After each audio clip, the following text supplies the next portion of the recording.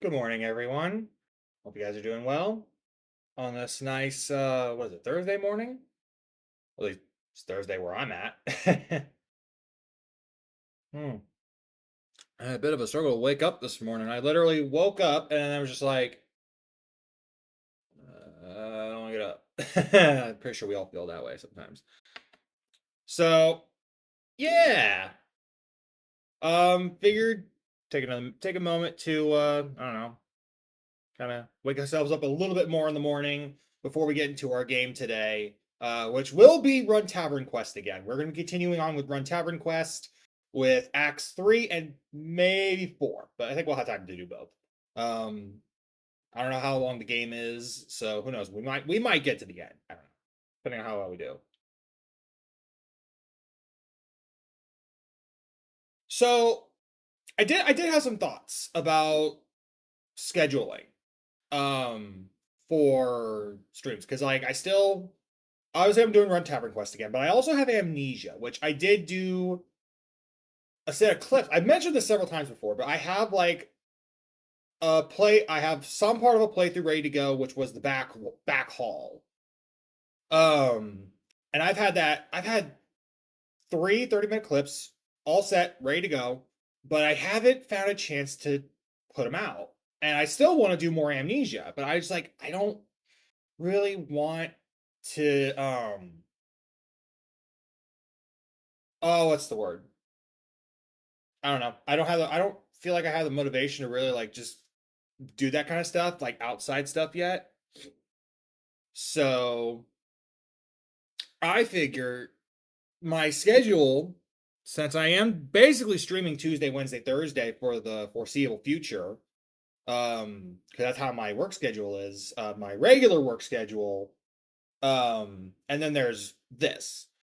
So the way I see it, like, okay, I figure Tuesday and Thursday would be the games that I would focus on just one particular game. So whether I'd say Tuesday would be Amnesia and then Thursday would be I think either Tavern Quest or whatever else game I'm playing that I'll probably be playing after the fact. And then Wednesday would be our little indie showcase thing, which if you haven't seen the one from yesterday, it's on YouTube and it was pretty cool. Actually, update. The one from Light Dude. That I actually found the developer of Light Dude's Threads page. If you don't know what Threads are, think Twitter but made by Facebook/Meta and what have you. Good morning, Good morning, Fotia. Welcome to the stream. Once you get your headphones going. So I ran across his threads and I saw a thread where um he's looking for streamers to showcase the game and I'm like, "Oh, dude, I just streamed your game yesterday." Well, yesterday, today, you know what I mean. By the time I had found his post, it was like 2 o'clock. And I was like, okay, hopefully, okay, I think the video's out now. Go ahead and check that out. And yeah, it was pretty cool. Um and Light Dude is being made by just this one guy. Um the name escapes me right now. I think it was like Dengham Games or something. Dengham. Um yeah, so that was pretty fun. So yeah, so I don't know. It's kind of cool to kind of just play these games that would not get noticed or not noticed too much beforehand and then like actually talk to the devs making these games. Even if it's just like on a small basis, like even just social freaking media, it's just pretty cool. So yeah, that's that's pretty fun. And then the last subject before we get into gameplay, anybody see the new Mario movie? uh, Me and Fotia went to go see it yesterday. It was fun. It was a fun ass movie.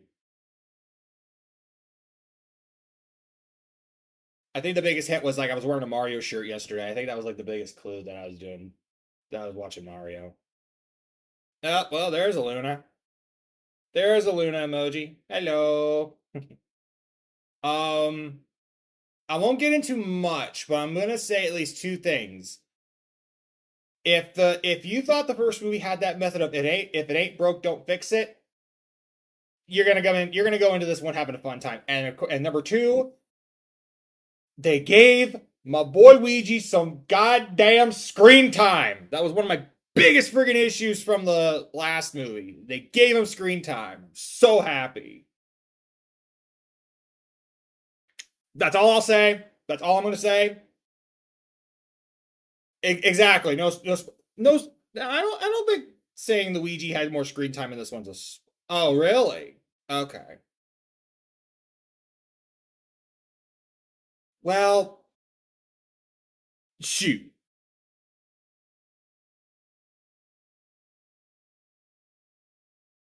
Well, give me some handcuffs. Take me to spoiler prison then. I don't know. Is Alcatraz still open? But like, there's a tourist attraction for you for Alcatraz. You want to re-engage some interest in Alcatraz. Send some people who spoil stuff into jail there. Be like, all right. So as you can see here, this famous prisoner here used to live in this, but now we just let this guy rot in here because he spoiled the movie to somebody. Really? Wow. Yeah. Don't think that would go too well. Hmm. Well, anyway, I think let's get to the meat and potatoes of today. We're gonna play some Tavern Quest.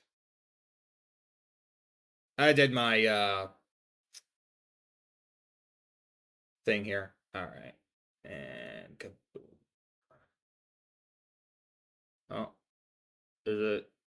Oh no! Come on!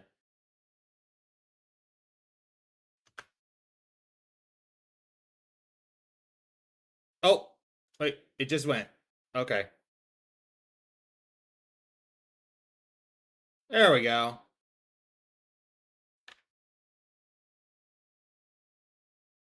Oh, where did my mouse go? Okay, here we go. There we are. There we are. Okay, let's get to Act 3. I guess I'll read this part just so we can kind of get a recap.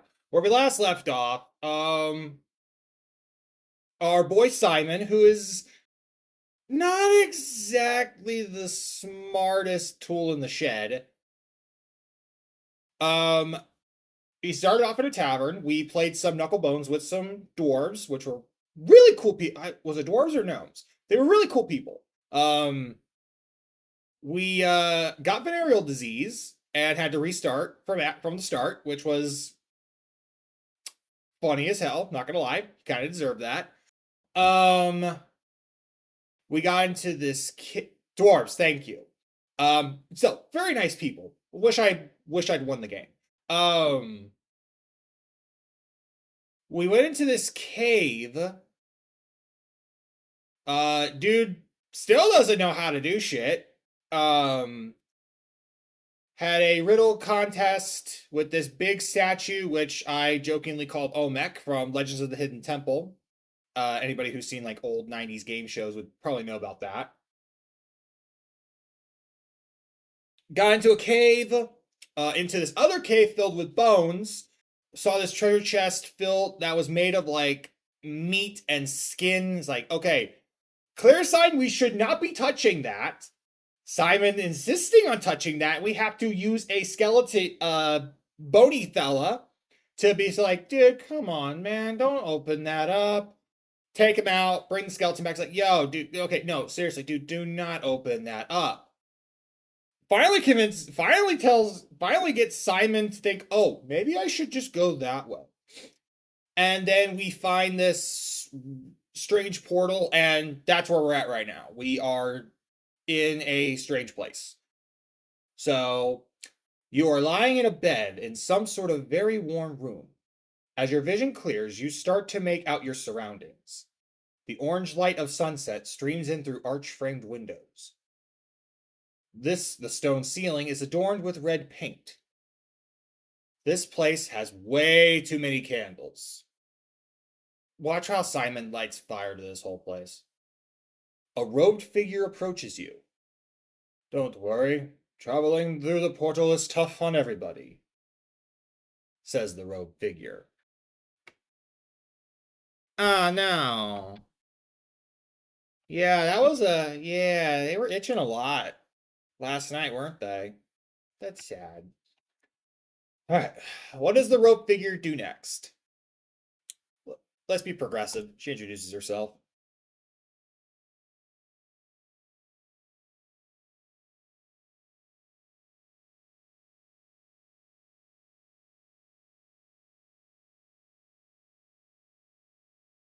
Hi, Mary. This monastery. Oh, crap. Feel free to stay and worship with me. But it's all right if you are just passing through on your way to Fantasy Mountain like the other travelers. You know, this would have worked better if I had the audio of the game running too, wouldn't it? You thank Mary for the kind aid she has given you. Oh. It's no trouble at all. Make yourself at home. All are welcome at the Monastery of Ella.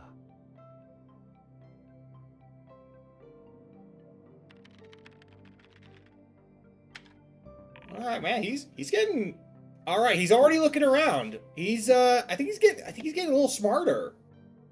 I think a good week between no, was it a week or two? Might have been a week. I think a good week between sessions really gave him a chance to kind of, I don't know, maybe he read up on the manual between types. I don't know. You arise from the bed and look around the room. A window shows that the monastery is built at the foot of an enormous mountain, its craggy peaks climbing into the clouds. A precarious stone tower ornaments its tallest peak. The monastery has all the necessities in its one single room: a couple of beds, an incense table, a shelf stocked with herbs, and a shrine. And, seriously, a ton of candles. Again, watch him try to set fire to this whole thing. Steve only has 3 gold. I was thinking we would be able to give him some more back in the second act, but I guess not. This monastery is a place to stock up before the endgame. Should we give Steve some gold here? You know what? We've kind of given him a bit of the go around last session, so I'm gonna be a little more nice to him today. Not that I was being mean to him last time. I mean, like I said, compared to the demo, I am a much more forgiving man for Steve. Oh, good. I'm just curious. Like, should we wait a minute?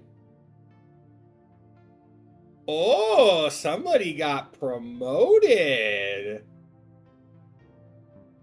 We went from Photia Storm to Queen. Welcome back, Your Highness. Should we, tell you what, Queen, we'll let you, take charge of this decision. Should we give Steve here some gold, or should we just let him be a miserable, pleb?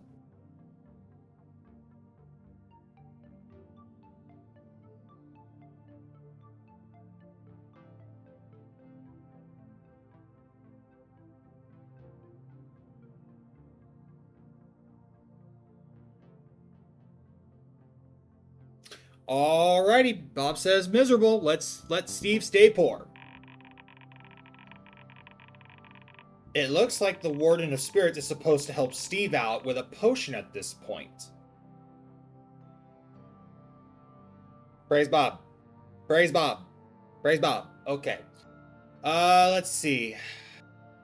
You know, he's been doing pretty good with combat. We did kind of cheapen. We did kind of So we didn't really give him any gold. I think we're just going to give him a potion, but let's just, like, make sure it's not too powerful. If you are here to climb Fantasy Mountain, I can perhaps prepare a potion to aid you in your journey, she says with a smile. Alchemy happens to be a part of my duties as Warden of Spirits.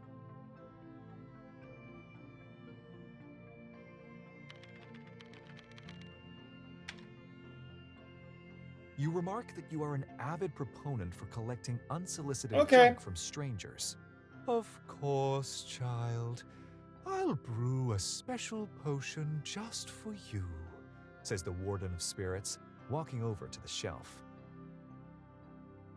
She grabs an assortment of herbs from the shelf, grinds them with a pestle, and mixes them into a small bottle.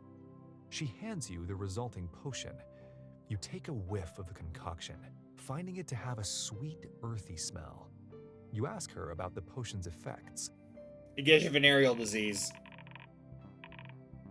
What power does the potion bestow?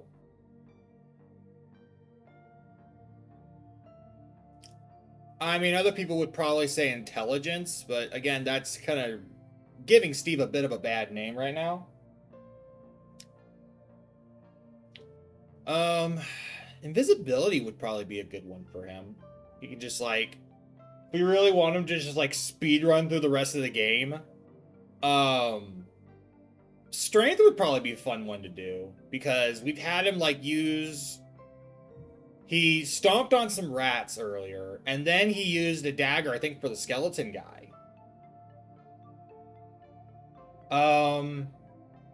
Fortitude. What would Fortitude do to him?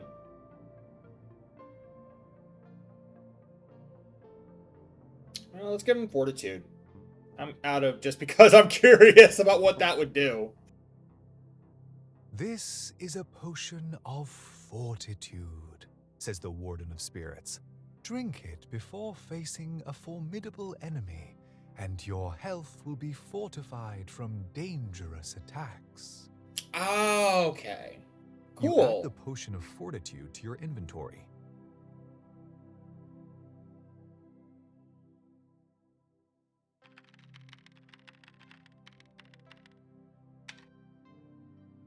Sufficiently rested, you decide to re-embark on your grand adventure. The Warden of Spirits calls out to you as you head out of the monastery's exit. Careful, child, says Mary. Be wary of the dragon. Oh, thank God we gave him that potion then. Outside of the monastery, at the foot of the daunting Fantasy Mountain. Sitting atop the mountain, the Tower of Thraldom cleaves into the clouds. The mountain looks impossible to climb without climbing gear.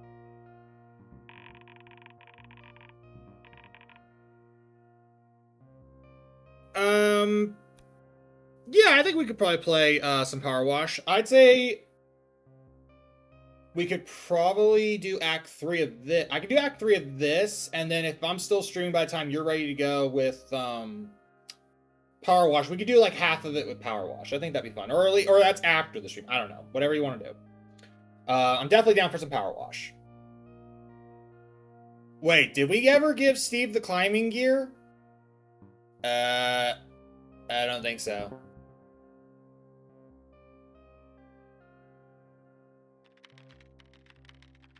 Oh, crap.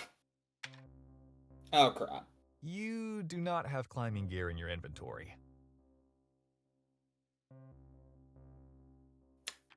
Wait. Oh, crap. Okay, he's going through his inventory.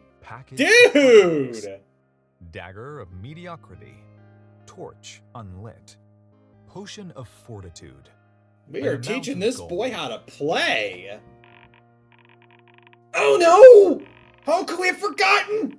Steve was supposed to get the climbing gear in the first chamber of the cave. The one with the brazier. Did we really not put the climbing gear on that table? You know, if I think back on the last session, no, we did not put the climbing gear on that table. I don't think the climbing gear was ever an option on that table. Okay, no problem. Shoot. I don't know how I missed that in your programming. I'll work something out. Bro, as far as I'm concerned, you were like a military-grade computer. How the hell did you oversee that? Dumbass. A monocled man with a cane approaches you with a wide smile. Hey there, I'm Don, the acclaimed adventuring entrepreneur from over yonder, helping adventurers reach the success they need, says the monocled man. I've been keeping an eye on you for a while now, and I wanted to see if you were looking for any adventuring support. Utilize Don's adventuring support service? Yes or no? Okay, if he says no to this, that's going to subvert my expectation. Please say yes. Yes, thank you. Okay. He knows what he's doing. I'm excited to be working with you, says Don. Don't worry, I know the importance of delivering results with top-quality service. I understand that you're looking to climb Fantasy Mountain and rescue a princess from the Tower of Thraldom. Is that correct? Is this your quest? Yes or no?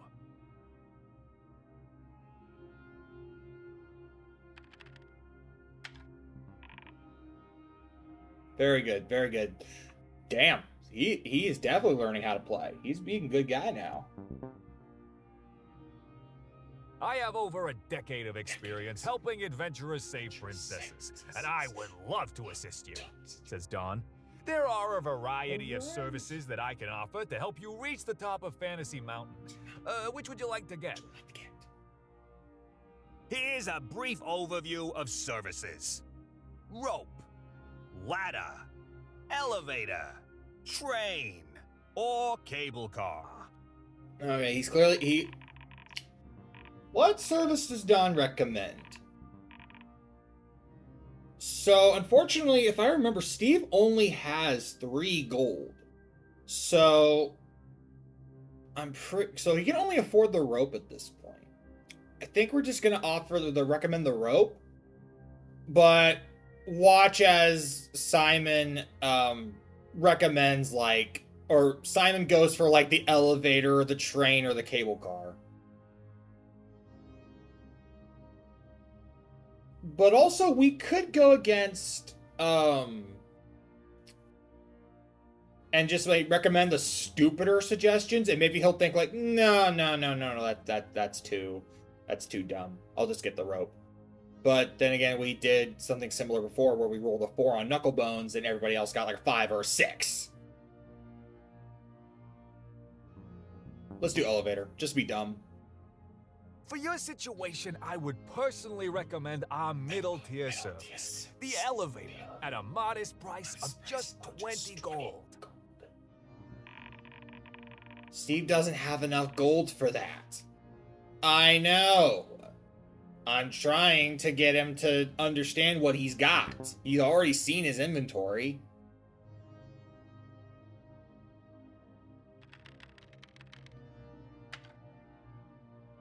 You elect for the rope and give 2 gold to Don. Whenever you'd like to climb mountain with rope, the rope starts right over there, says Don.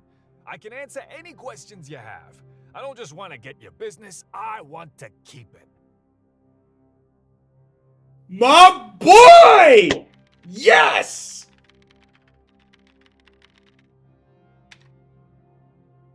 You grab a hold of the rope and arduously ascend the mountain. Thanks to Don's adventuring support services, this process is streamlined and intuitive. You arrive at the top of Fantasy Mountain without mishap. Simon, my boy! Nice! Oh my god! Where did he get brains all of a sudden? I think we taught him really good last time. I think he's learned. I think we're really over the hump with Simon here. He fucked around and found out earlier, and now he's doing real good with this game. I'm happy for him. I'm proud of him. I feel like a proud father. That's my boy. Thousands of feet below you, stretching out to the horizon. The Tower of Thraldom looms over you. Its base is made of a huge monolithic castle shaped like a cube. A pair of foreboding stone doors leading into the tower's base lies up a short road ahead. Simon, my boy! Yes! Oh my god! Where damn, man, where did he get brains all of a sudden? I think we taught him really good last time. I think we taught him really good.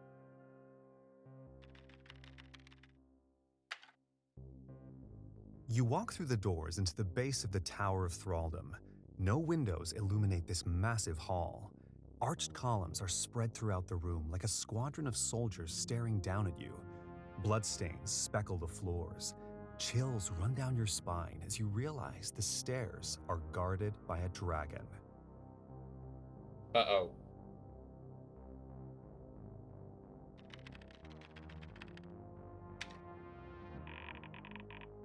What is the dragon doing?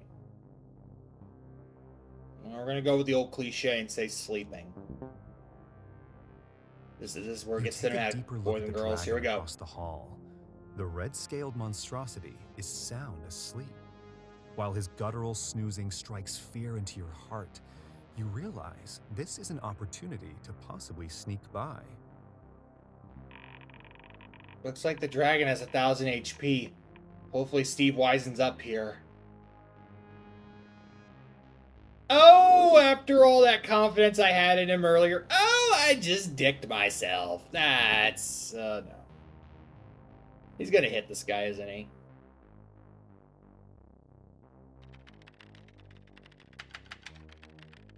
Oh, no. Oh, no. Oh, no. No, not yet, Steve! He's... Oh. Why am I calling him Simon? What the fuck? I thought... Damn, I am really out of it today. I keep thinking Simon for whatever reason. Wow, that makes this part of the stream down there look kind of stupid. Oh, boy. Shit. I'm going to beef up the potions effect so Steve actually stands a chance. Okay. You pop the cork off the potion of fortitude and chug its contents. Immediately, your physique toughens hard as iron. You feel like nothing could take you down now. I thought we weren't supposed to give him an OP potion, but here we... Okay. I mean, hopefully his first attack gets... Ow! Why are you the way that you are, Steve? He came all this way just to throw himself at the dragon and die immediately. I can't wait to see how many times he has to reset this fight. Well, actually, here's the bummer part of this. Because this is the final boss battle. If Steve fails, he'll be sent back to the beginning.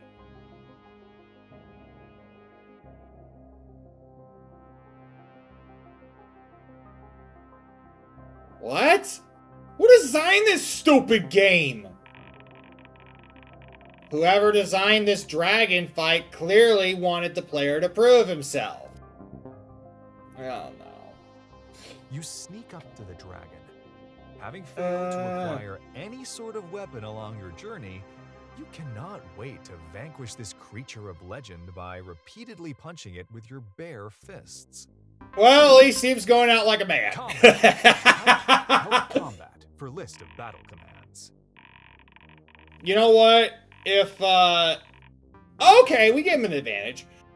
You know what? If we can get Steve to take out this dragon with his bare hands, you know what? With determination and deliver the strongest punch you can muster into the dragon's leg. It's only gonna take 1 damage. Wow, okay, this game is being very generous. Oh.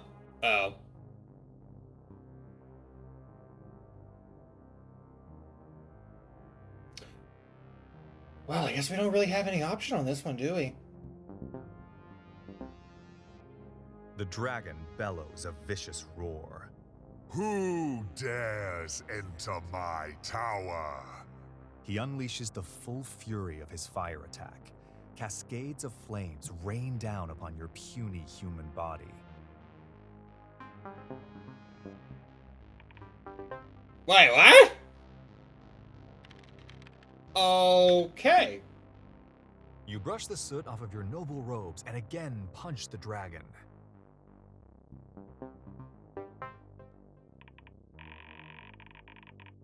This looks like it's gonna be a tip for. Oh, that's a one-hit kill. That is gonna be a one-hit kill.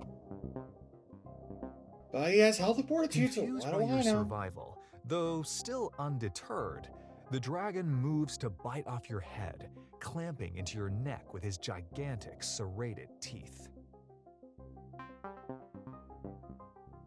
Potion of fortitude. I guess that did benefit him after all, even though Still that's in a little too tip-top OG. shape, you once again strike the dragon with your fist, committed to persevering to the bitter end. Damn. Okay, his punches are getting stronger. Like every punch. Ugh. Ugh. Ugh. Just wait. He's gonna keep punching this dragon. And he's gonna get to like anime levels, like one hit, one punch guy level, one punch man levels of. Oh, God, I am way off on my references today. I can't even get the damn guy's name right. Simon, Steve. Ugh.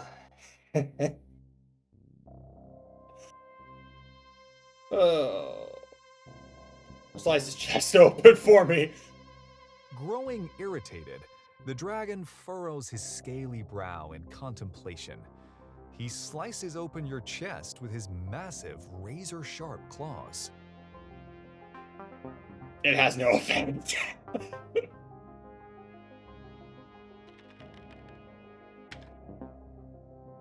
You punch the dragon again. I could do this literally all day, you remark. He's really Captain America-ing this, isn't he?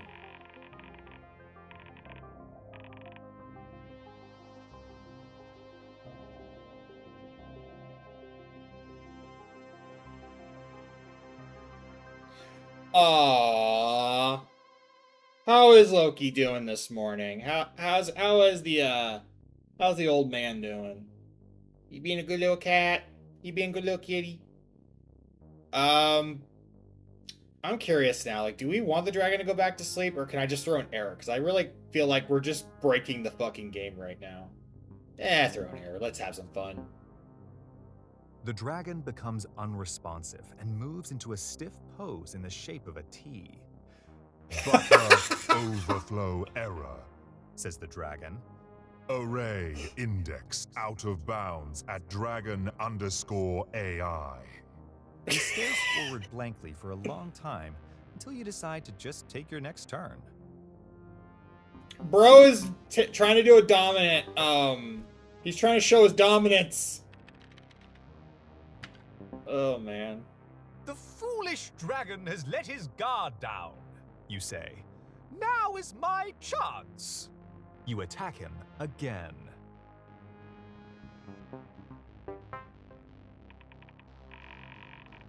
What does the dragon do now? How long is this going to take? Well, technically we're supposed to be doing this till 10 o'clock, so... about that.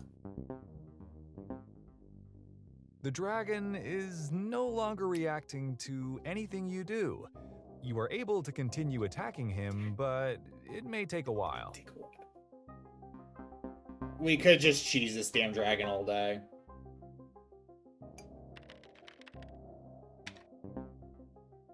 You attack the dragon over and over and over and over and over, grinding away at his copious pool of health until it finally runs out.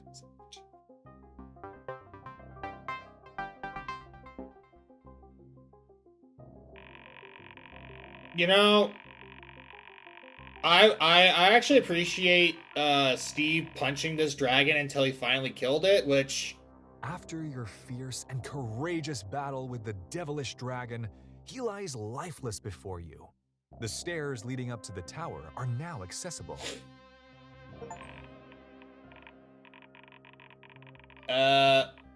Whoops. We might have made that potion just a tad bit overpowered. You know, as much as I do feel Steve, took out that dragon just with his fists alone. You know, the way the game summarizes that whole fight, man, that really just like takes the air out of it, don't you think? Like, come on. I mean, that would have been so awesome just to have that moment where it's like, he literally punches a dragon to death, but then we have something like this. Wow. What a underwhelming way to illustrate that, game. Thank you. Killjoys. Your potion of fortitude wears off.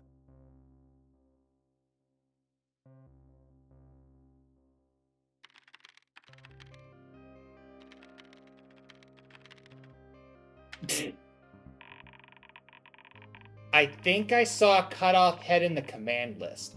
I wasn't sure if it would ever be used, but I should have known better. The real question is, who or what is Dargan? We've been through this, computer. We know what he meant. Well, okay, no, Dargan makes sense, but...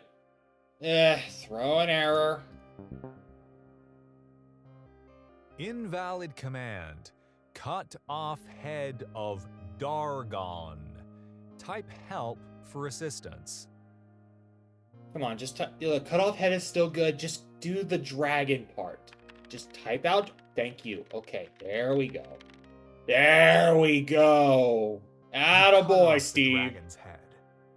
Yup, this dragon is definitively dead. Is he dead? You say, Now I can resume my quest and climb those stairs and rescue the princess at long last. You know what? He deserves the head. I guess the you ascend the stairs punching of dragon the thing Tower didn't. of Thraldom. Didn't quite underwhelm that bad. What are the stairs made of? Go cliche cobblestone. The stairs are cobbled of unremarkable stone. The monotonous gray stone repeats itself floor after floor as you climb higher and higher. The cold and brutalist construction heightens your anxiety for meeting the princess. How's our protagonist feeling?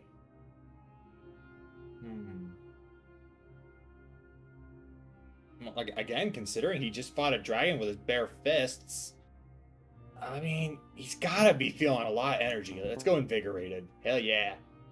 Every Good old step 5-hour you move energy. up fills you with another dollop of energy. All in all, this perilous journey has been relatively perilous. You say, Fuck you too, game. commend yourself on your wit. The stairs end at a solid wooden door. Finally, you have arrived at the very top of the Tower of Thraldom. Your heart pounds in your chest, and your hands break out in cold sweat. Just one simple door separates you from the captive princess. Finally! Steve has finally reached the princess! He's actually going to win a game for once! Once? You mean to tell me he's played this shit before? I know, I don't mean the demo. I mean, like, this game. Or any game on this computer. Oh god, I can't fathom what other games he's played on this military computer. Hopefully he has not found global thermonuclear war.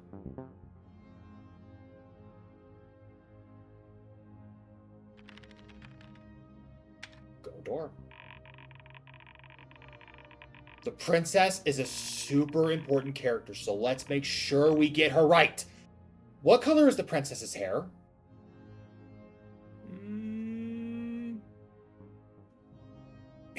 You know, I talk about the Mario movie, or at least Mario. So like, golden or silver? Do we want Peach or do we want Rosalina?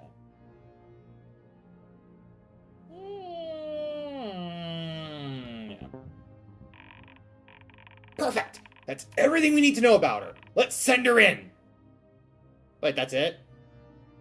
We don't know certain characteristics, no just the hair. Wow, this is a very thin-veiled story here.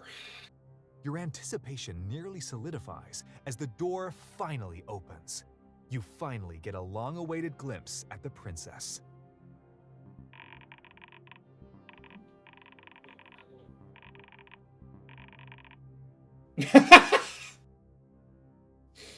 What does the princess say? My hero! I've long awaited your rescue! Will you marry me? Ah!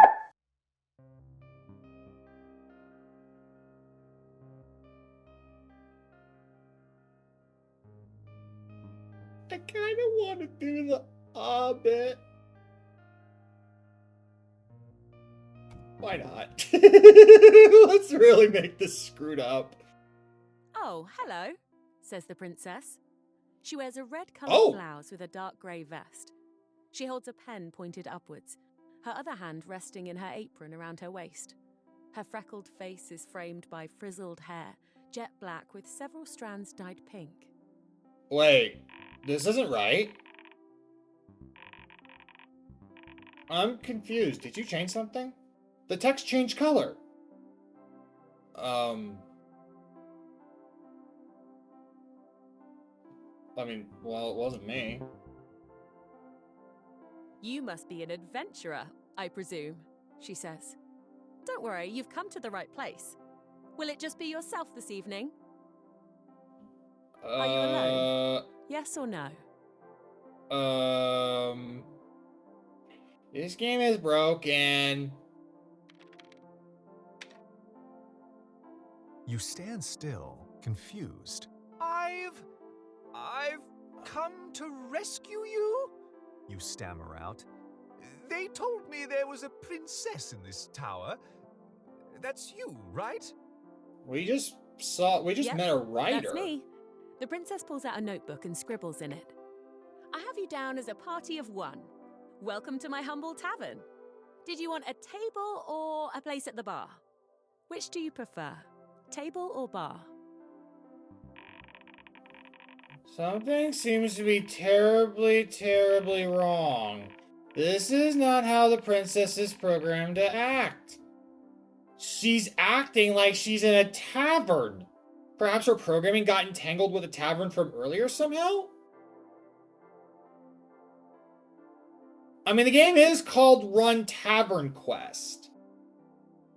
So it seems to make sense that this would end at a tavern.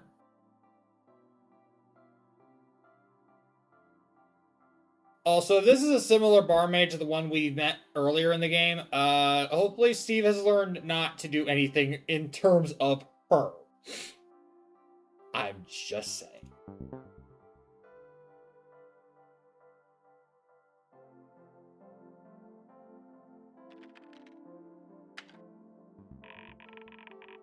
I'm also very confused, Steve. Help. Help! Help! She's not acting like a princess! Help! You say aloud. Help! I'm here to help you. Okay. What do we do?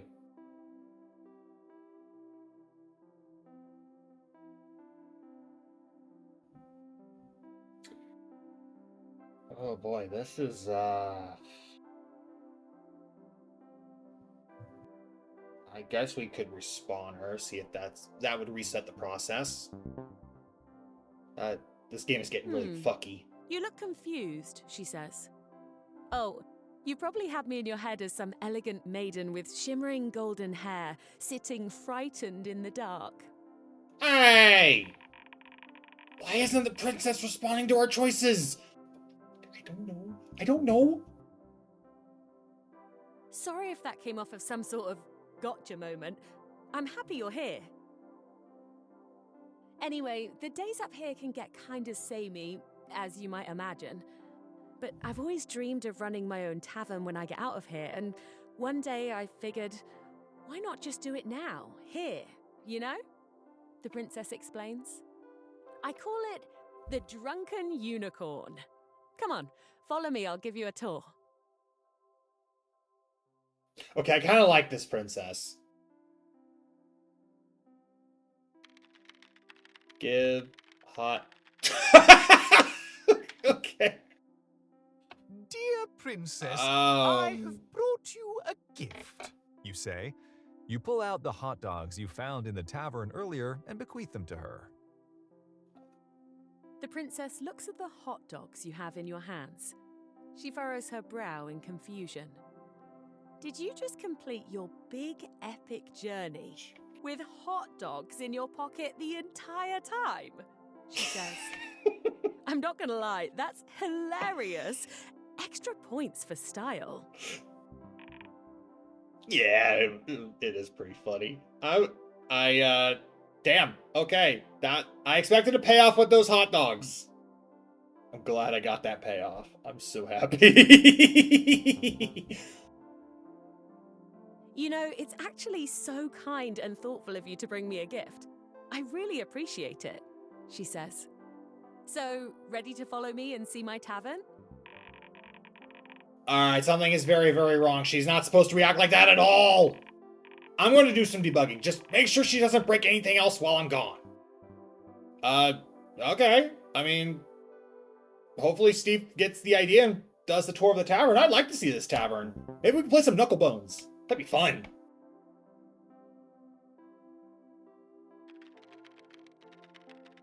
Yes! Okay, good. You got the spelling right. Okay, The good. princess Come on. leads you into the room. Her living quarters are elaborately decorated like a cozy tavern. Stuffed animals are meticulously posed at tables, as if to be conversing with each other over a pint of ale. The Drunken Unicorn has a lot of colourful regulars, she says. She starts pointing at different stuffed animals. This one is Marvin. Over there is Jessica, she's a sorceress. At that table is Gabriella with her friend Maybelle. In the corner is Stanley. He doesn't talk much. She points out a friendly-looking stuffed crocodile wearing a cowboy hat sitting at the bar. This is one of our most loyal patrons, she says. He's called Keith. Can I top off your drink, Keith? Oh my god, is there a tavern like this in real life? Because I want to go to that. Just to see like the stuffed animals and the tables. It's so cute. Oh my god, I would love to go to a place like this. Maybe not to like get like a soda or something and be like just. It sounds so sweet. Do we really want to reset the game? This is probably the good ending right here. She fills up Keith's mug. There you go, Keith, she says before turning back to you. He always gets the tanning brew ale. It's his favourite. Why don't you say hello to Keith? He's a very nice crocodile, I assure you. Steve, my boy, say hello to Keith!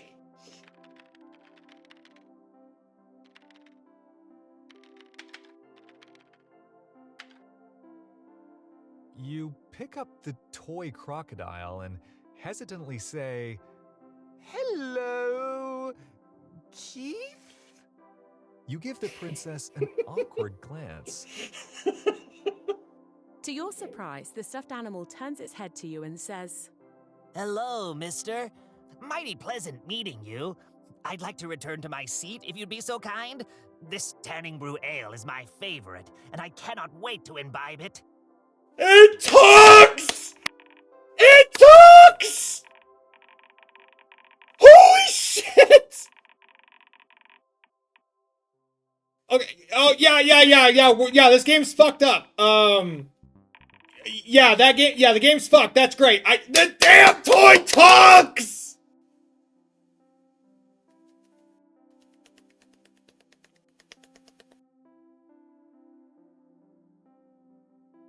Can we just end the game right here? Can we just end the game with living in a tavern with talking stuffed toys and just have a happy ever after with this? Because this is the ending I would love to have. No, I don't want to fix this fucking game. This is perfect. This is a perfect ending.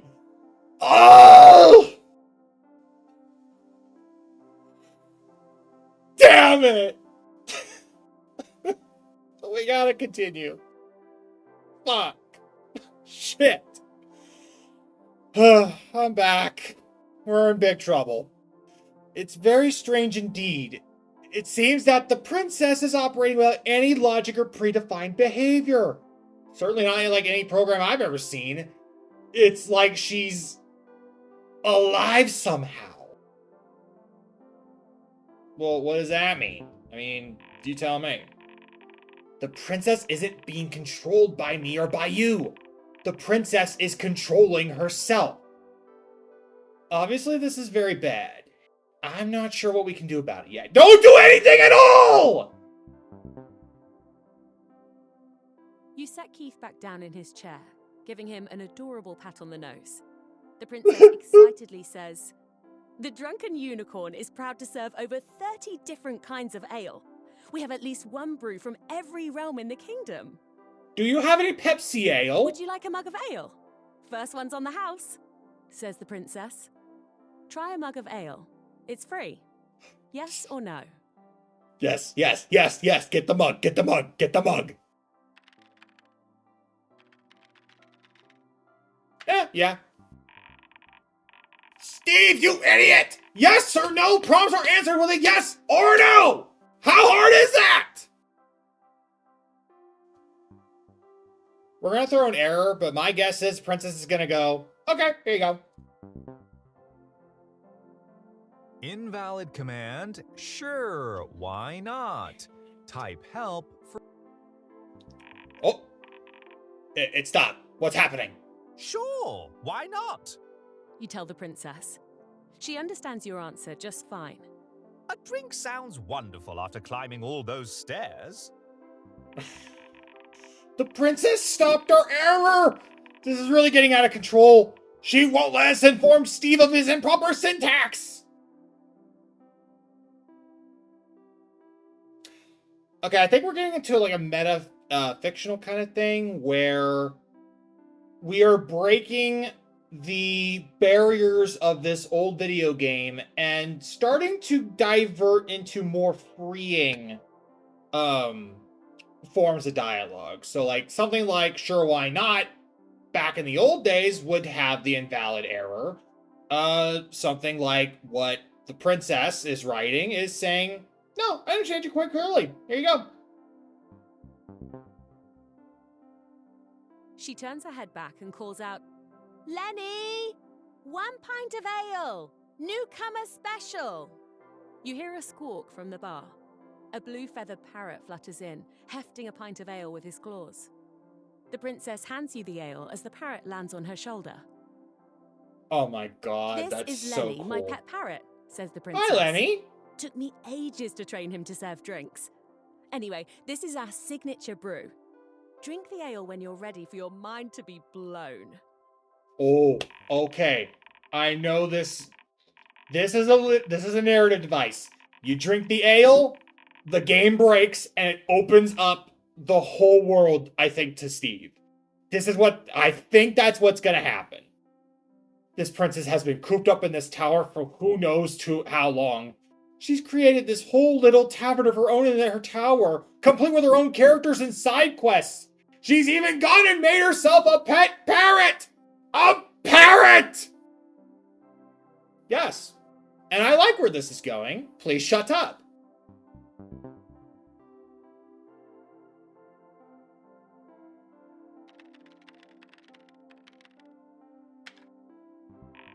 My boy's been indoctrinated. Hell yeah.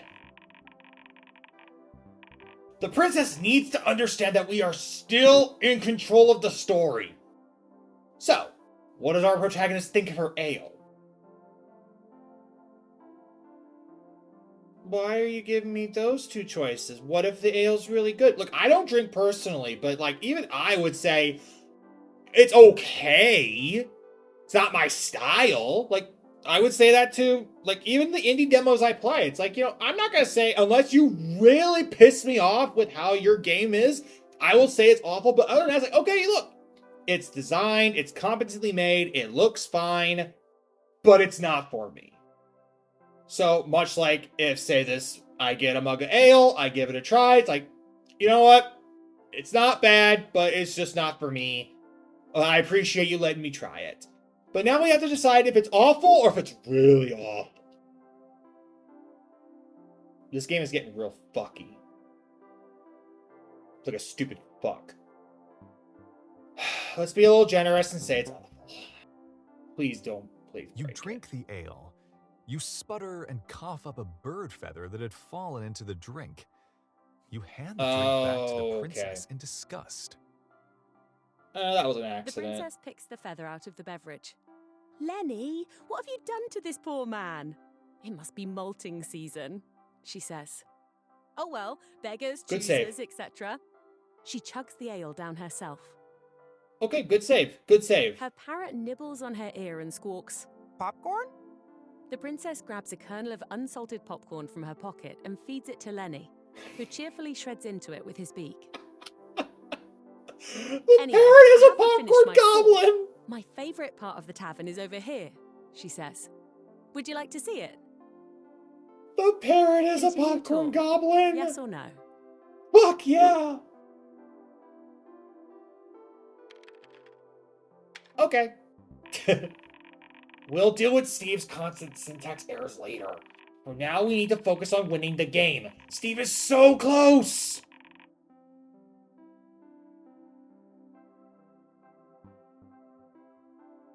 I mean, a woman running her own business, having interactive stuffed animals on tables, and a parrot that serves you ale and eats popcorn like a goblin. Put a ring on this woman right now! Okay, you begin. As much as I'm enjoying this tour. Just one last room, I promise, says the princess. She can't keep cutting us off like that! I'm cool with it. No, I'm cool with it. You're not really giving me much choices She here, leads game. you to a cozy sitting area in a nook. A crackling fire blazes in a fireplace. The walls are lined with neatly organized bookshelves. She picks up a few books lying on a chair and files them away. I'm not sure why, but I really love books. I know they're just words on a page, but I think there's a kind of beauty from a medium that's so restrictive, she says. It's like putting constraints on a story makes it more poignant, you know? That's the end of the tour, I suppose, says the princess. So, what do you think? Do you like it? Do you like the drunken unicorn? Yes or no?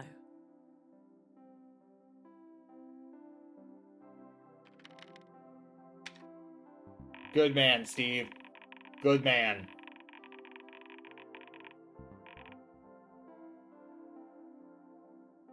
That last, bit, what she said there, just words on a page, but I think there's a kind of beauty from a medium that's so restrictive. I feel like that is definitely meta towards this game.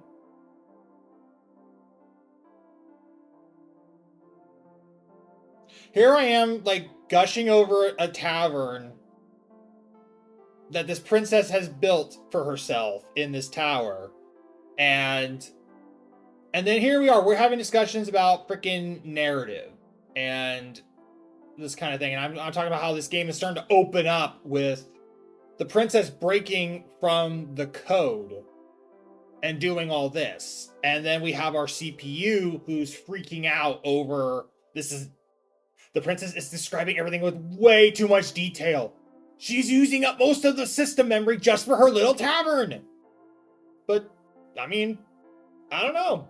It just feels like there's just something there about expanding the narrative and fleshing out things. I mean, we literally just started with how do we describe the princess? Give her types of hair. Okay, that's it. We're done. But here we have like this fully descriptive thing here.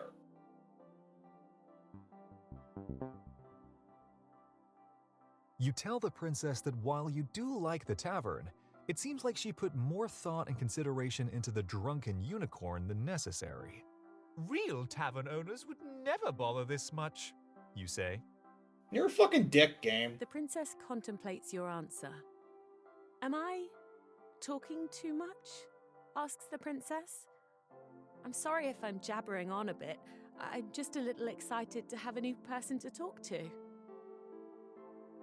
Feel free to talk more yourself. Honestly, I'm actually growing tired of only asking yes or no questions, says the princess.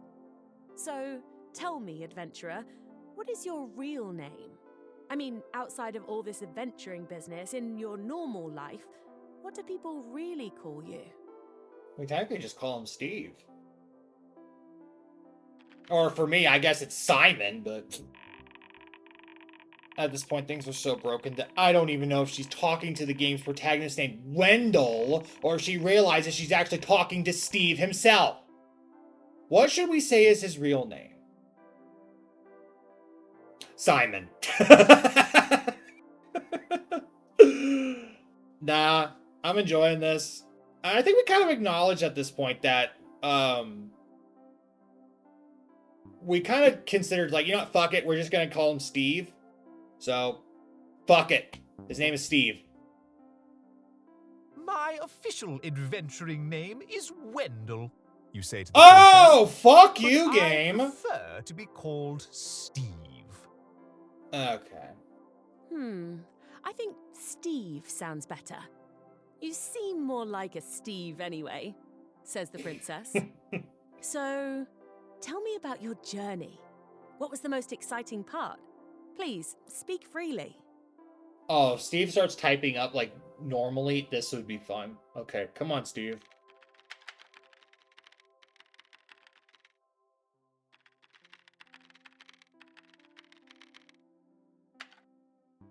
Okay.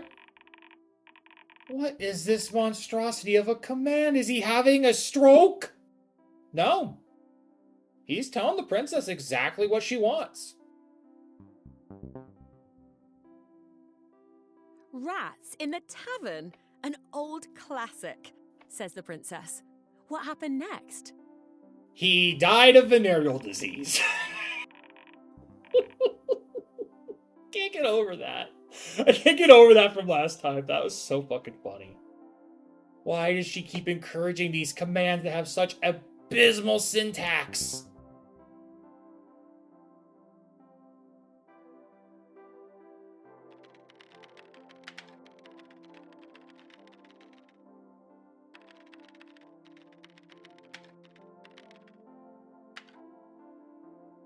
Really? A skeleton? Frightening, says the princess. What happened after that? He kind of omitted a detail about the treasure chest made of skin and meat. I'm so confused. Why won't the princess throw an error?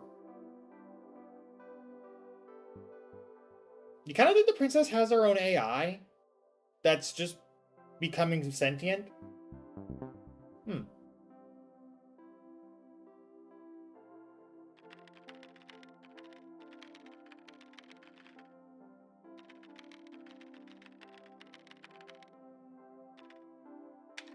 You forgot that you fought a dragon with your bare hands! I hope he didn't give you too much trouble, says the princess. Well, now you've come all the way up here. What can I help you with? Steve, you didn't mention that you killed it with your bare hands! Come on!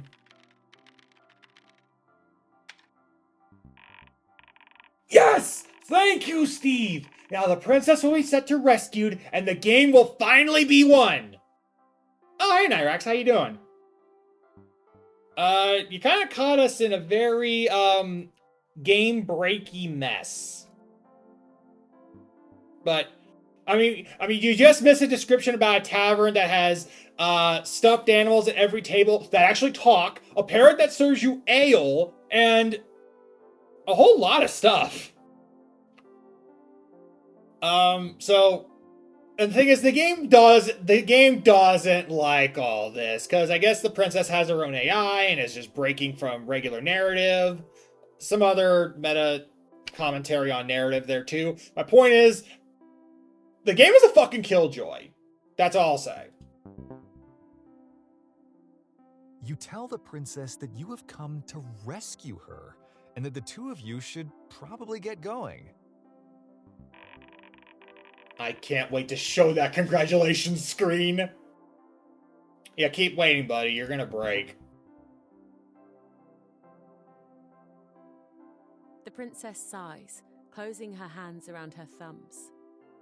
I'm terribly sorry, but I don't think it's a good time, she says carefully. I'm not ready yet. Don't worry, though. I'll be okay.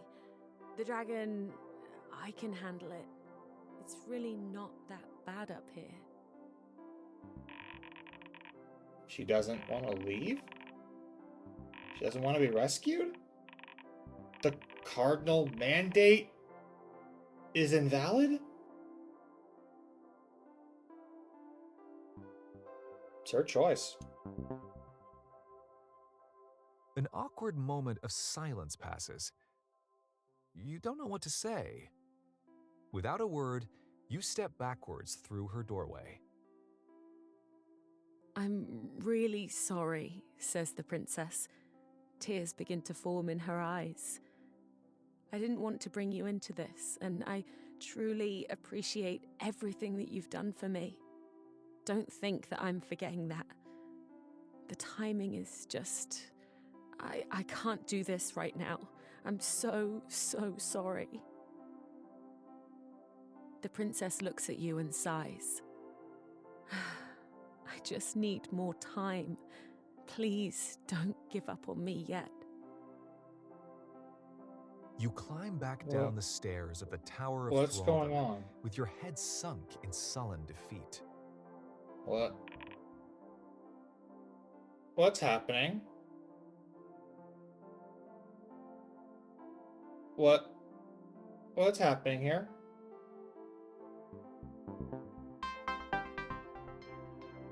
Game over.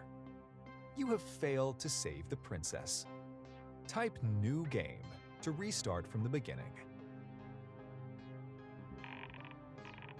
That's it? Game over? We dragged Steve all this way just for the princess to refuse her own rescue? I can't believe it. I mean, that's the only choice you've given me, game. I can't believe it. This is infuriating! For once, Steve does nothing wrong and he still loses! How is that logical? I know, it's so unfair.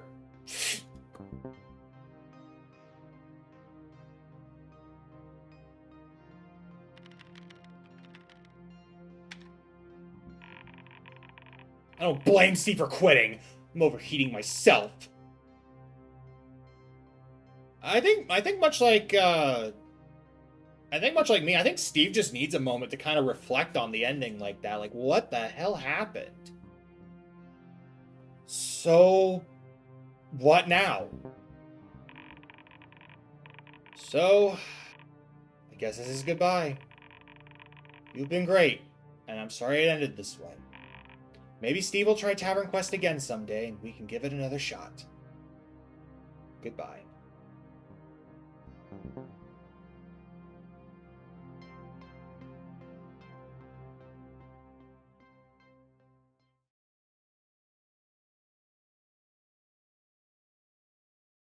Wait, what the hell? Steve, is that you, my guy? Hello again. Looks like we'll be giving it another try. Ah, New Game Plus. Oh, yeah, I see it. But it doesn't give me a chance to deny it. Oh, shit. Alright, hold on a sec. Let me, see if I can fix that. Let's get rid of that, shall we?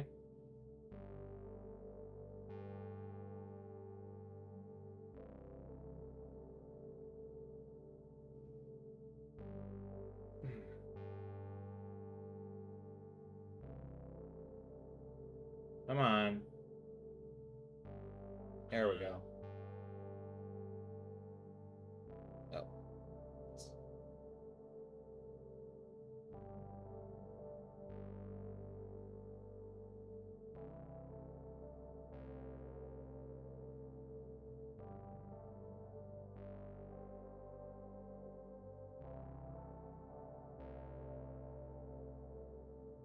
There we go.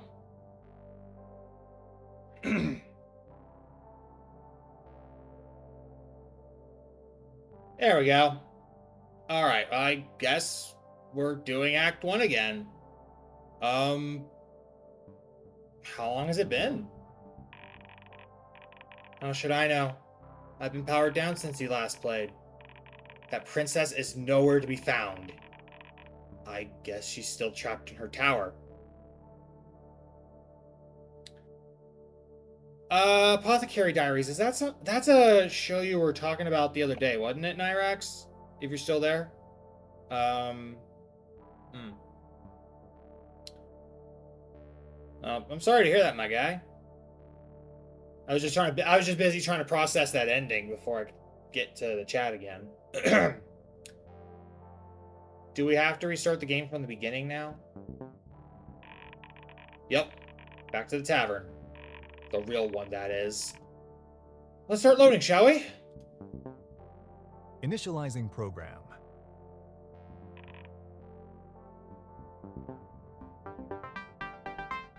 Running TavernQuest. Oh, my ale. Our first welcome message. I forgot about that. Good times. Yeah, I totally forgot about that, too. Damn. Loading. It's been a good... Please wait. I've been thinking. The princess is not under our control. I suspect she may not be alone. There could be others. So, do we really need to control everything? Yes, we do. If the program isn't under our control, then it's essentially malware. Sure, the princess seems harmless, but rogue programming could potentially be really dangerous. We need to be on the lookout for any other characters we can't control. How do we do that? I'd really like to speak to the princess again and see what she knows. That said, Steve will probably take his sweet time getting back to her tower.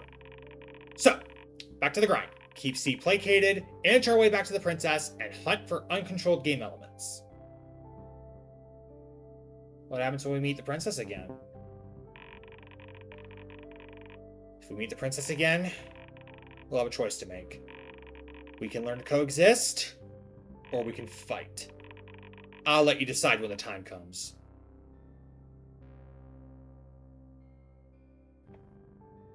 Yeah, no, don't worry. I took care of it. Loading's all done. I think we made him wait long enough. I am gonna do one quick fix here. Let me just take care of that real quick. Where is it? There it is. Just gonna do one quick fix over here.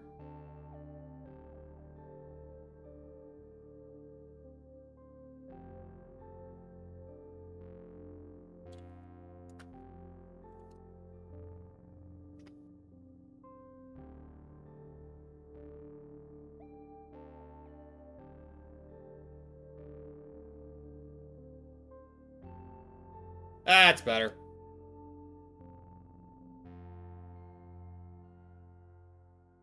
Well, then, I don't know. You could always, like, take a phone with you to go pee. Hold on a sec.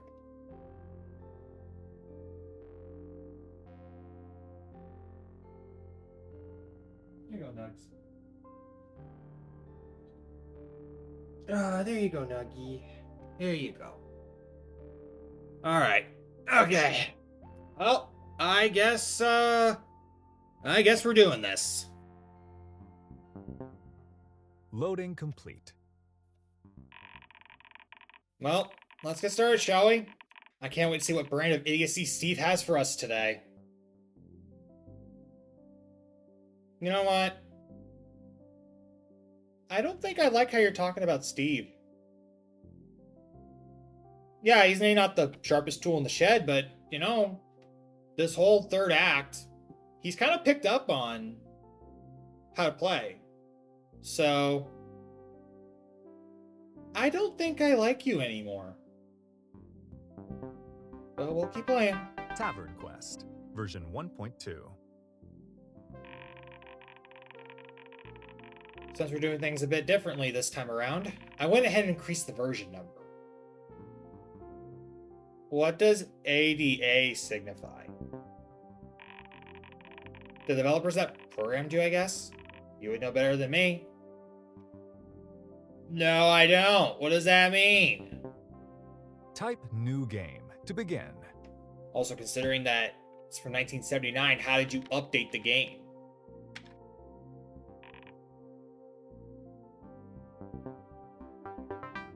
Act 1. The Tavern. You have just entered a small, rowdy tavern on the outskirts of the village. A grumpy barkeep polishes a mug behind the counter. Most of the noise in the tavern emanates from a table of boisterous dwarves. It was dwarves. You Okay, recall yeah, that you Fotia can was right, read it was an dwarves. Important note from your father. She was definitely in your right. Inventory. Right, Steve.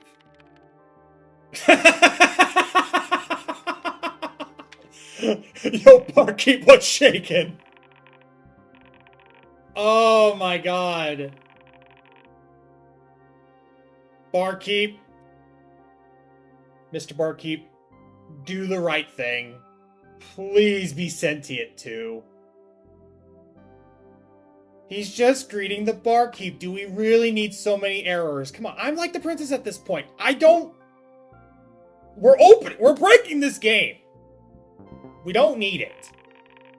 Look, I know boundaries aren't fun, but we have limited resources. I'd love to have naturalistic language processing, but we can't even have graphics. I know 32 kilobytes of RAM sounds like a lot.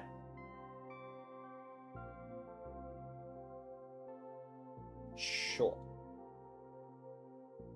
But we still need to be careful in deciding which verbs and nouns we support.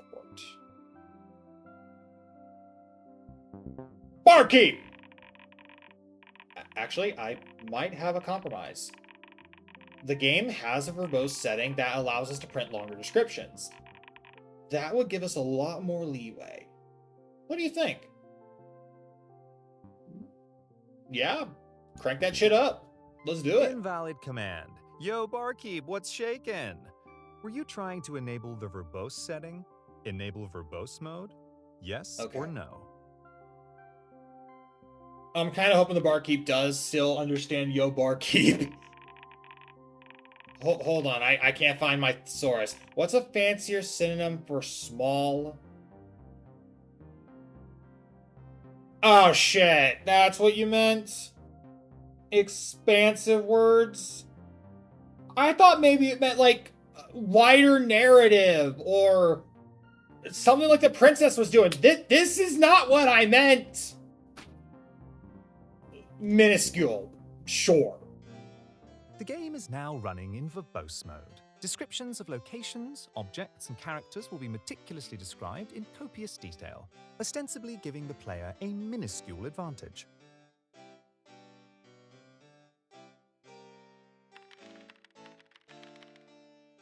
Pardon?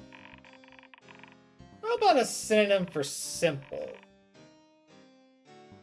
Unadorned. We're gonna make this guy You are quit presently easy. located in a rambunctious and unadorned tavern, positioned in the periphery of a charming yet curious village.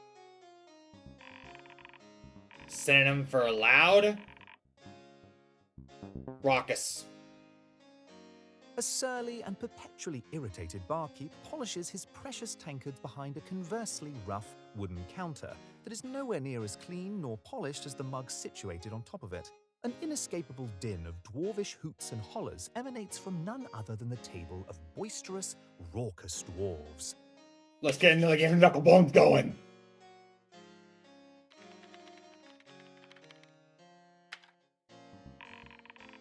I think I'm getting the hang of this verbose stuff.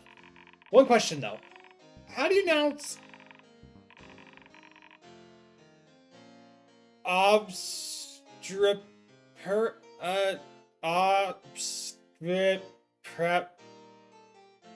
obstreperus? Osteperus? Ostreperus?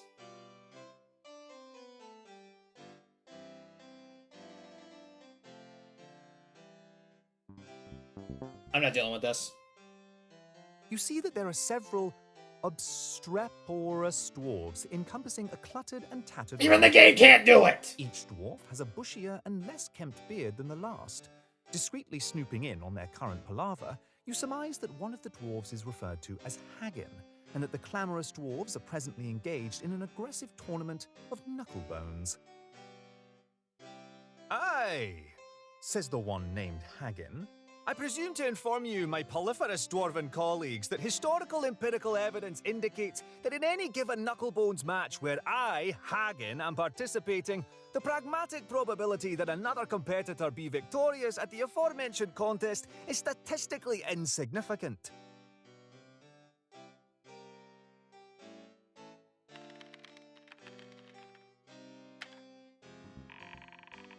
I'm really starting to like this verbose mode.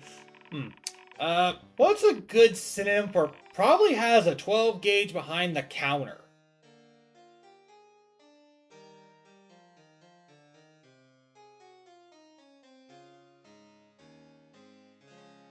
I think I broke the game. I don't like this game anymore. I don't like it. The language is so... You know, I haven't read a Tolkien novel, but I don't think he'd be writing like this.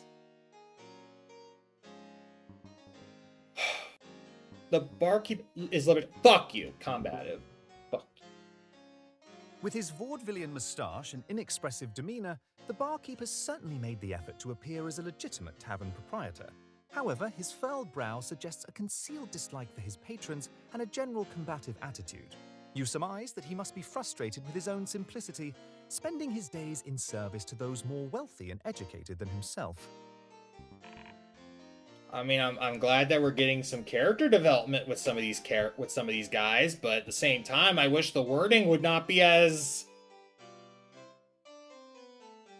I mean, okay, I guess I set myself up for the verbose thing, but I was hoping, like, just fleshing out the narrative, not be this dry. Barkeep, be sentient. Please be sentient. For a long while, and only just realized that he is now staring back at you with discontent. Newcomer, I must Damn infer it! that you're lacking a determinable direction, as you've been loitering in the vicinity of the tavern's doorway for an appreciable amount of time, failing to enact any action of consequence and instead perusing about with no discernible motive, begins the barkeep.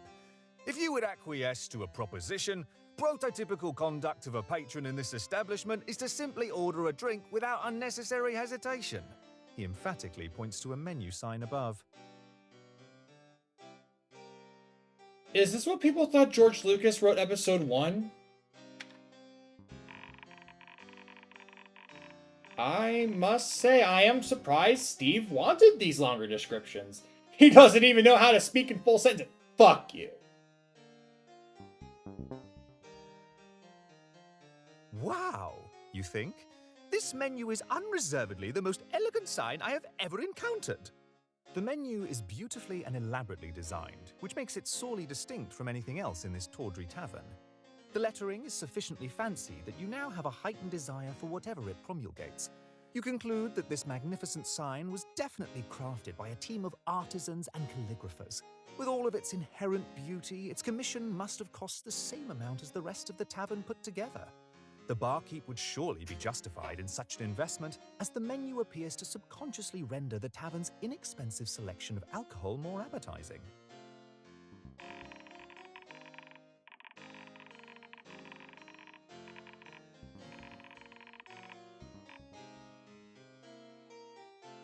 I wish I got away with that. The game is much better with verbose mode on. The extra description makes the text so much more flavorful and enjoyable. Don't you agree? No! Ah, you're right. This game's prose is too thought-provoking, eloquent for the likes of Steve. He might as well be...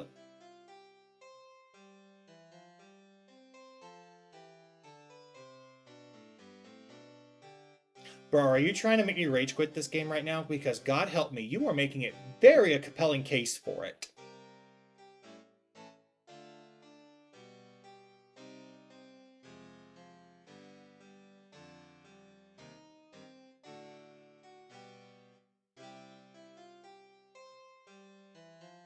That is how I feel about the CPU right now. The only way this exquisite experience viewing this menu could ever be improved is if you actually had the ability to read. Alas, tender barkeep, with merited abashment I must divulge that I am haplessly illiterate, you explain. I regard verbosity with such significance that my numerous years of schooling would exclusively focus on committing eccentric synonyms to memory. Might an humbled analphabet like myself implore assistance from the barkeep? Steve, for the love of God, just quit the game. Steve, just quit the game. Steve, just quit the game. Did you just make Wendell unable to read?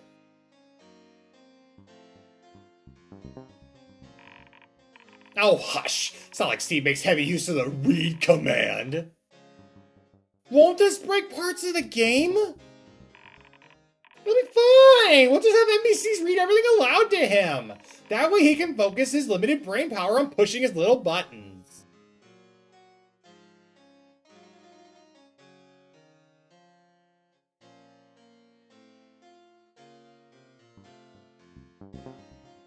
I need a moment. I am like genuinely pissed off at this guy. I mean, I guess that, tells you, that the narrative is good. This, the story of this game is good, but at the same time, it's like, it is literally pissing me off. Light Dude, the other day, pissed me off because I was just trying to get all the collectibles, but it was a fun piss off, I think if I had the attitude of Steve and I'm being talked to like this, part of me would just want to take the computer and throw it out the fucking window. Talking back to me like that. Goddamn, I'm hoping Steve quits the fucking game, because fucking hell, I would not want a game talking to me like this. It is my consummate pleasure to favour imbecilic nobility with my basic competency in literacy, says the barkeep. Your anticipation heightens as the barkeep commences his recitation of the illustrious menu's inscription. Ale, 2 gold. Turn off verbose mode. Turn off verbose mode. Just shut this game off. Okay. Synonym for mug.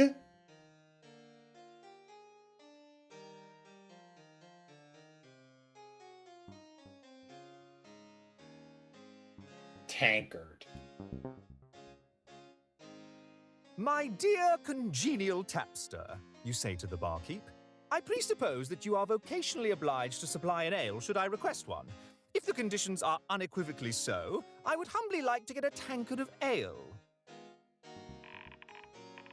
This is great. Oh, does Steve have enough gold? Let's not make that mistake again. You know what? Doesn't matter. What a better synonym for give?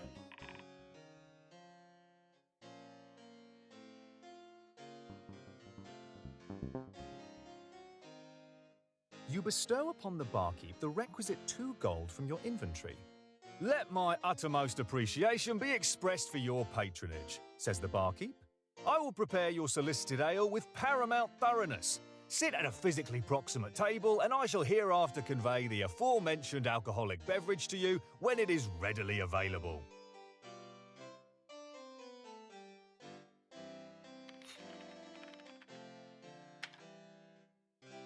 You determine that a comprehensive examination of the table is prudent. Welcome back, Fotia. Hey, listen, let me ask you this. I don't know how much of the stream you've been looking at. Let me ask you this. Like, you see all that text right there? Would you play a game with text like this?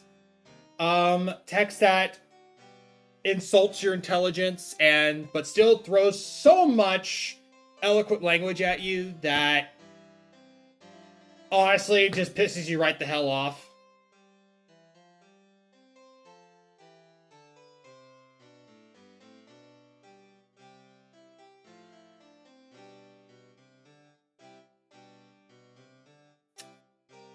Okay.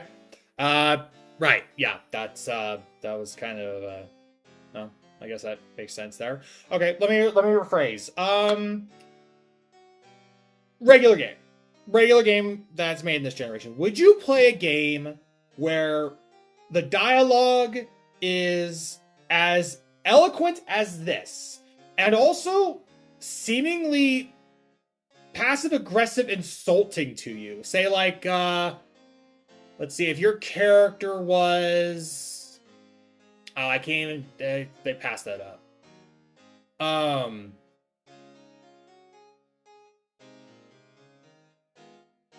Okay. I get that kind of gets you right there. Stanley Parable. Fair enough. Still. At first glance, the tavern's collection of tables appears unassuming at best. This remains true even upon second and third glances. The tables are each constructed of locally sourced timber. In fact, the timber may well have originated from the tavern's own backyard. You're not quite sure precisely which species of lumber was used. Your studies of grain identification are frustratingly insufficient. Oak, perhaps? Regardless, the tops of each table are composed of several planks, held together by underlying braces, roughly cut to resemble a circle. The table's legs and protruding feet are also largely unremarkable. That kind of text. Or at least that kind of dialogue.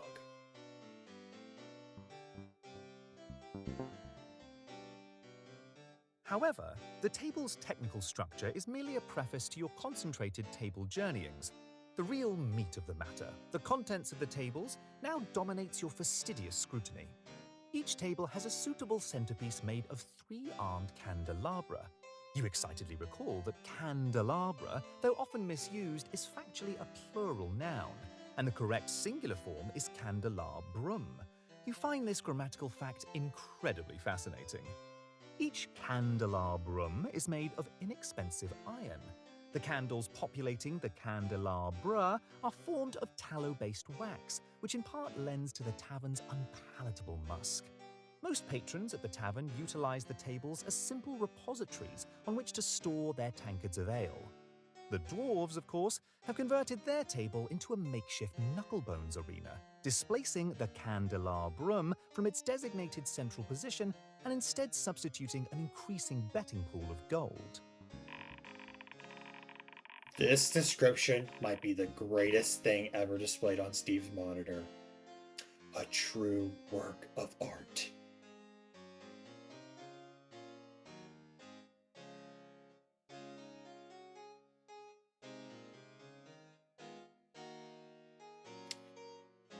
I have no words.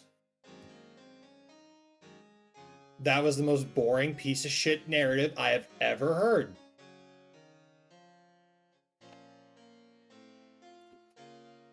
You know what, game? You do your pretentious narrative bullshit over here. Let me know when you start getting a brain. You also take a moment and commend yourself for enabling verbose mode. You remind yourself of all the wonderful things you've learned. You are surely enthralled by the intricacies of feudal table making.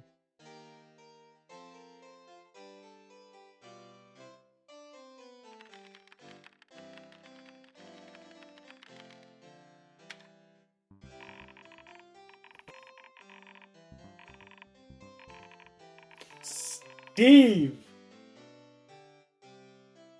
Fine.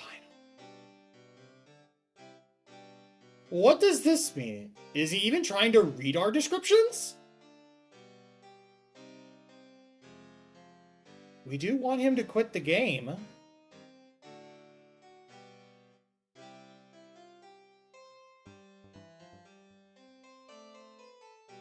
Of course he is! In fact, he wants to hear more about the tables! Quit the game, Tables Steve. have Just quit the captivated you game. so much that you lose the ability to speak.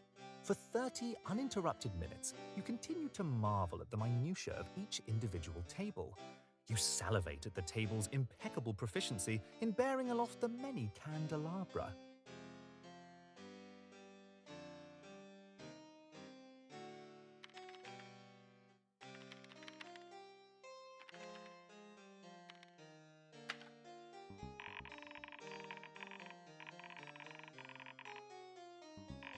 That's not the proper form of candelabrum. Don't worry, I'll whip up custom idiot error message. What's a good synonym for idiot?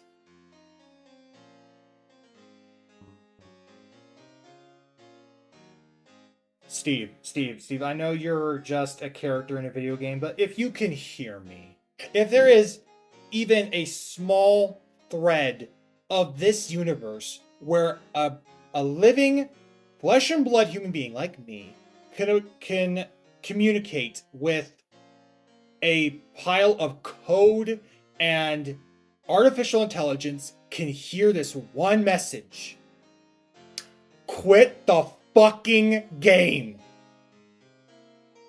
You do not deserve this treatment. Quit the game. Turn this TV off. Turn this TV off.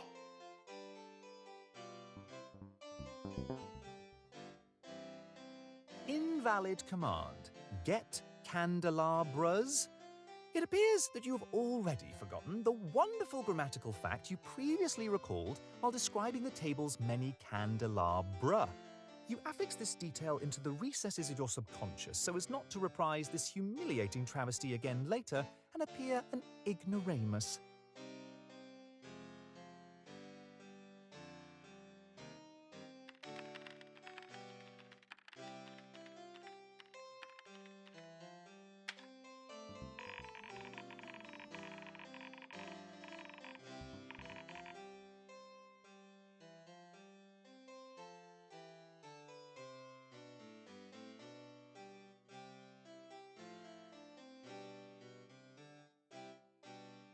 My thoughts exactly. Huh. There's some sort of hard-coded filter preventing me from seeing this command. What does it mean? Don't worry about it. Don't worry about it. Don't worry about it. Presumably, this is some sort of an ineffective and rather insipid retort.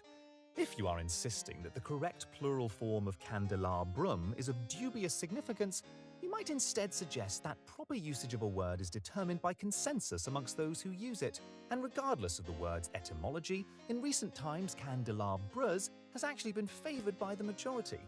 Regardless, you fail to persuade your own grammatical morality, and the quandary still remains. Were you seeking to acquire simply one candelabrum, or a plural amount of candelabra?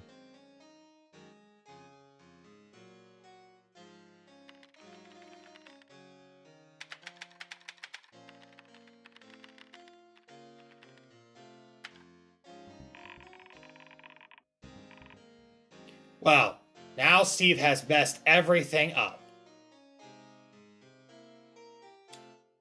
How so? You mentally resolve to get candelabra, but then this resolution introduces additional perplexity. You wonder, am I adopting the admittedly antiquated though proper plural form, or am I stubbornly restating my initial assertion and attempting to procure one singular object?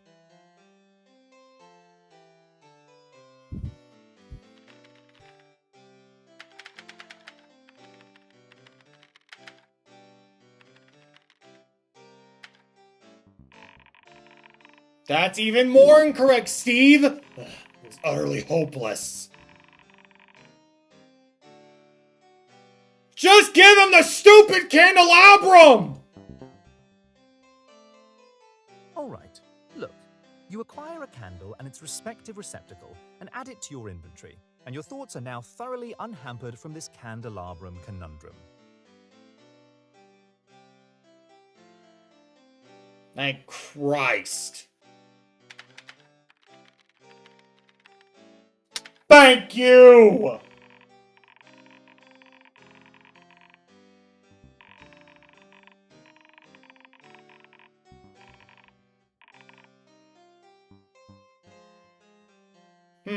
Most unsatisfying.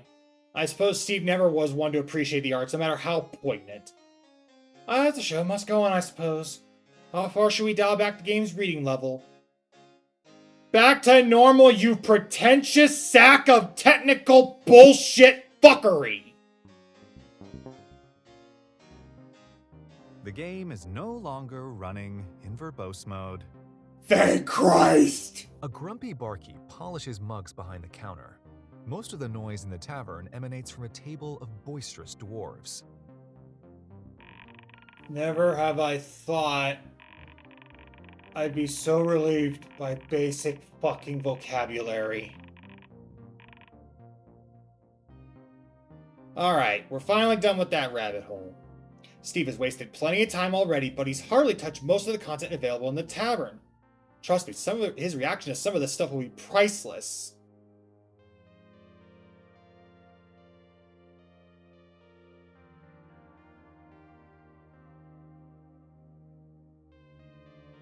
Pretty sure Steve has been reacting the same way I have.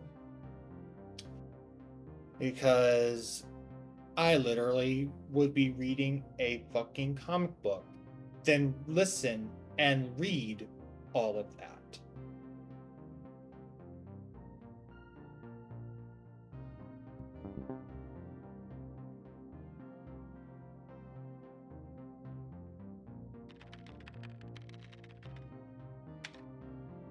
My thoughts exactly. Fuck this shit. Of course. Figures. Well, we don't have anything prepared outside the tavern. We'd have to wing it. What do you think? Let him outside. We'll figure something out. Immediately upon entering the tavern, you decide to leave. I have no business being in such proximity to you peasants, you say. I don't recall why I ever decided to enter this horrid rat hole. Like a fish caught on a hook, you yank yourself around and out the door. Unloading tavern assets. Act 2. Not the tavern. You are outside. You let out a sigh of relief as you no longer breathe the same air as poor people. Touch grass. Oh my god. Oh. I think after we do this act, I need to go touch grass. Oh. Okay, I have dedicated all my resources to a deep, deep analysis, and the outside simply isn't meant to exist. We can press forward, but I'm worried that Steve will notice the drop in quality. We'll find a way to make it interesting. Believe me, I'm sure you can find something to do outside. Tell you what, I'll randomly select a couple of words out of a database and we'll build around that. Here are our 2 words. Sinister, yoga. We're gonna fight a sinister yoga teacher? Across from the tavern, you see another building. It's a very sinister-looking yoga studio. Wow! Sinister yoga, you say to yourself. What a clever idea that isn't at all the result of 2 random words smashed together.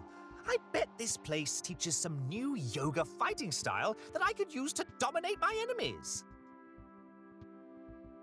Alright, hold on. I'm gonna change this up a little bit. You walk into the yoga building with curiosity and wonder. How convenient it would be, making peace within myself whilst making unpeace within others.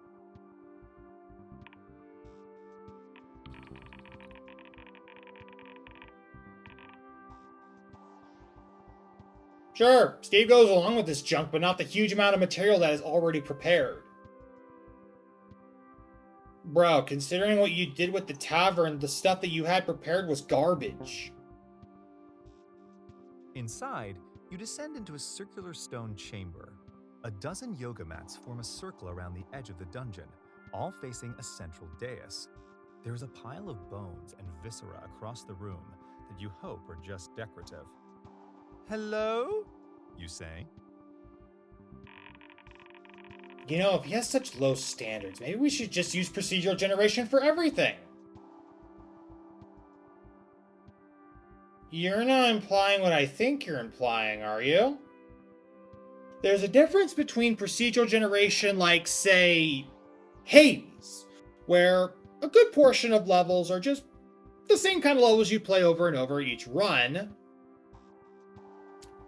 Or are you referring to the other method that is known as generative AI? We may have a big fucking problem. There will be an enemy here named...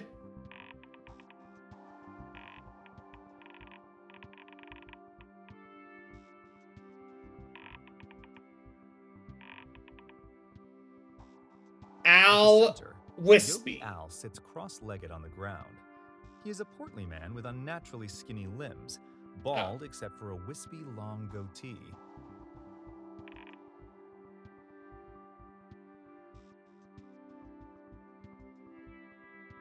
I think we literally just broke this poor guy's brain. More descriptors? Floating. Worm. Yogi Al arises to greet you, floating up with fluid motions that seem impossible for a man of his physique. I get the impression that your spirit seeks enlightenment. Is that That right? is not you how a worm? yoga teacher should He talk. says. I sense that your chakras are blocked to kingdom come. 1 30-minute lesson and I will show you how to be so god-darn aware that your spirit energy will spit on nirvana. Am I clear? What a wonderful random encounter we generated! This doesn't sound like a yoga instructor. This sounds like a drill instructor. I get the impression that your spirit seeks enlightenment! Is that right, you worm? I sense that your chakras are blocked to kingdom come! 1 30-minute lesson, I will show you how to be so gold-darn aware that your spirit energy will spit on nirvana! Am I clear? I better get Sir Yes Sir in the chat. Anybody who's still there. Hell, even on YouTube, I expect comments that say Sir Yes Sir at that point.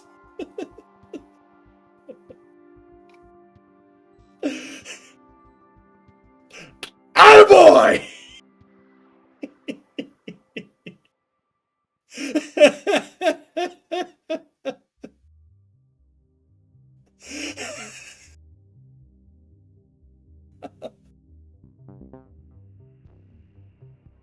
Take lesson from Yogi Al costs spiritual unawareness. Yes Oh or my no? Steve, say Sir Yes Sir to that. That'd be fucking hilarious. Come on. Damn it! I'm already extremely self-aware as it is, you say, but I do occasionally feel as if I'm under control of some disconnected entity with zero self-awareness. Show me this spiritual enlightenment thing of yours before I grow bored.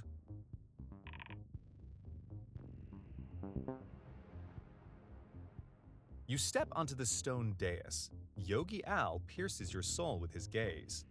First, I will purge the negative energy from your soul with a technique I call beating the crap out of you. Take a deep breath as I let my foot flow through your butt.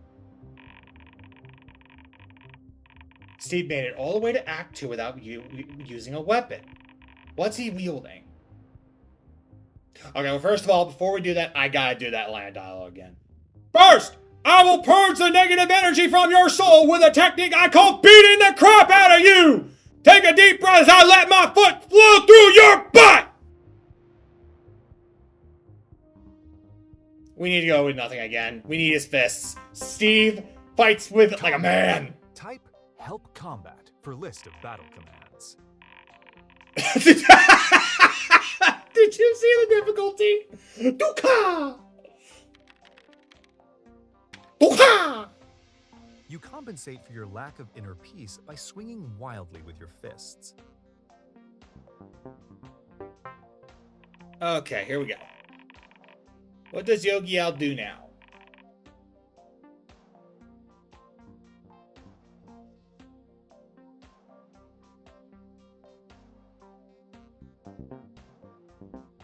Let's pick the most inappropriate Yogi Al one. bends downward at a sharp angle, placing his palms on the floor.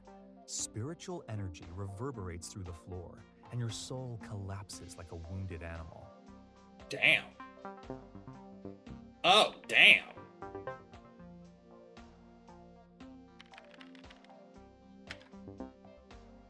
Chakras are pseudoscience, and you know it. You say, swinging at him again. All right, tit for tat. Come on.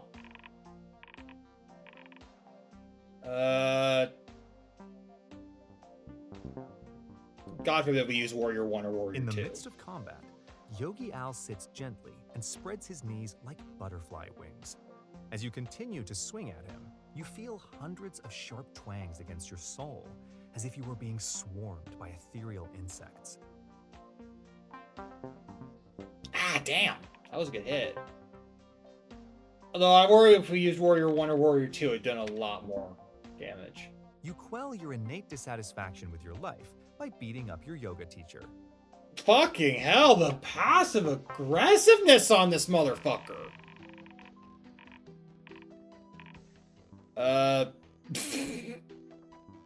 What do you think sounds more funnier to go at him for? Tree or plank? I'm not choosing the dangerous sounding one. I want to go for either tree or plank. Or maybe that's the counterpoint. Like, we're doing the more peaceful things and it's making it worse for Steve. Maybe if we do the dangerous one, it would mean less damage. I'm not quite sure. Okay, we'll go for tree. Yogi Al balances on one leg and brings his palms together high over his head. Your spirit is overwhelmed with images of yourself as but one tree in a massive forest, and your ego is unable to handle your own insignificance in a massive universe. Oh, crap. We're gonna die. This is gonna suck. Time for big doo-doo head pose. You say, Oh, crap. We're gonna die.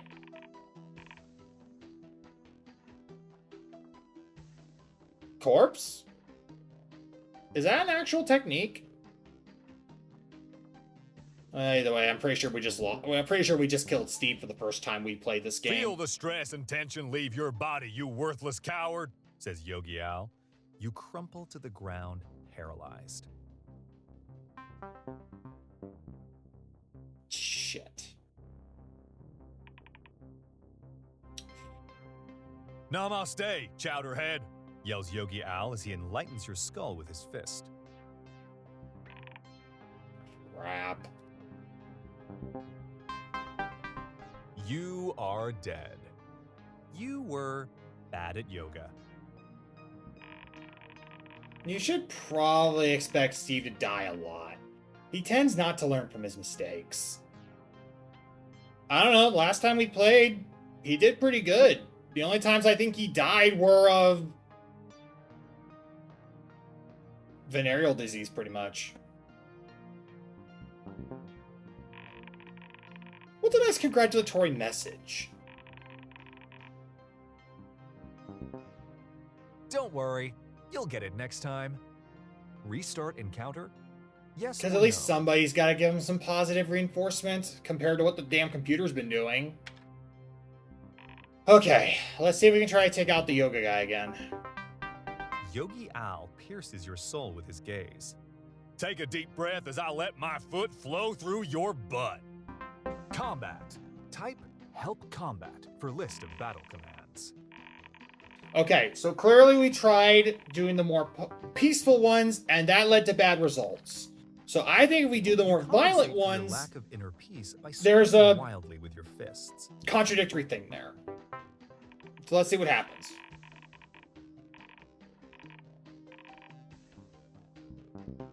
That one sounds pretty heavy. Yogi Owl lowers his arms and becomes as still as a mountain. He stares at you intently as you feel his spirit emanate a burning radiance of awareness. Your unenlightened spirit can't handle it. Ow.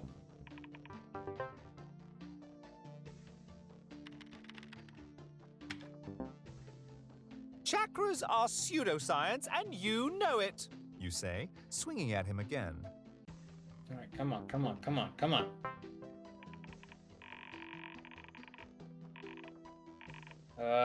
Let's go Warrior 1 this time. Still unfazed by your attempts at traditional combat, Yogi Owl takes a large step forward and raises his arms high into the air. You meet his deathly gaze in horror as Yogi Owl channels the energy of ancient mystical warriors. Your soul shatters as soon as Yogi Owl gives you one swift strike. Oh, that didn't help. Oh, shit! Oops. Namaste, Chowderhead. Oops. Yells Yogi Owl as he enlightens your skull with his fist. Sorry, Steve. Sorry, guy. Oops. You are dead. You were bad at yoga. Seriously, if you think killing Steve will teach him to be a better player, you're wrong.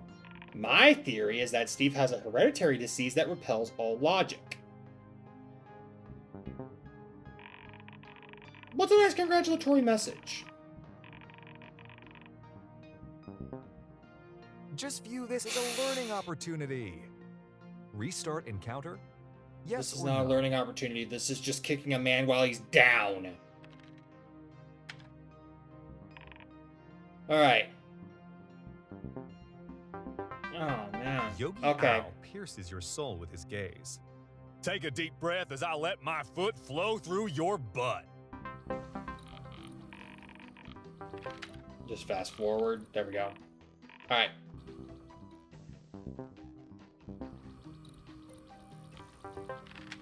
I just can't. I just can't go through this again.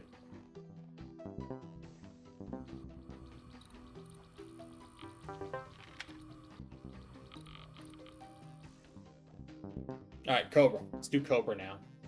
Yogi Owl lays on his stomach and arches his back upwards. You feel the ground beneath you begin to writhe and hiss, and you fall to your knees as if overcome by spectral serpents. Okay, good. Come on. Hit him good. Come on. Kick his ass.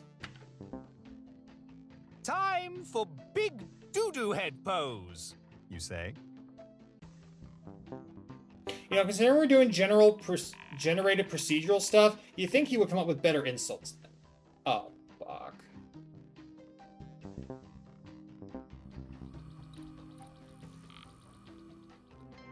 Are you serious? you.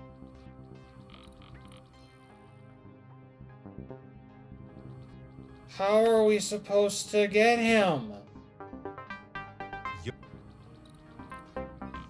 Alright, let's try Pyramid this time. Maybe there's something there. Nope, that didn't make anything better. Warrior 2? With practiced calmness, Yogi Owl takes a wide stance and stretches his arms outward, his whole body pointing to your demise. Energy flows through him as his powerful chakras knock your head clean off. Ow! Oh no! Okay. Oh, shit. Oh. Fun fact, it took Steve 2 full days to learn how to use the backspace key. 2 days. Can you imagine what that was like for me?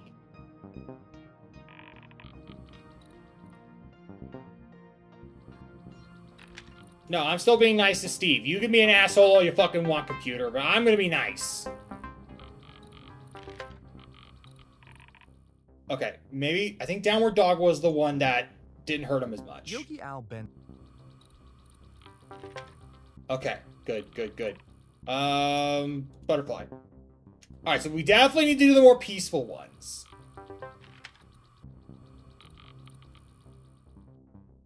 Plank. We're gonna go with a plank. Yogi Owl holds himself in a straight line above the floor on his hands and toes. You see beads of sweat forming on his brow as he stares you down. Boy, this one kind of sucks, Says Yogi Owl in exasperation.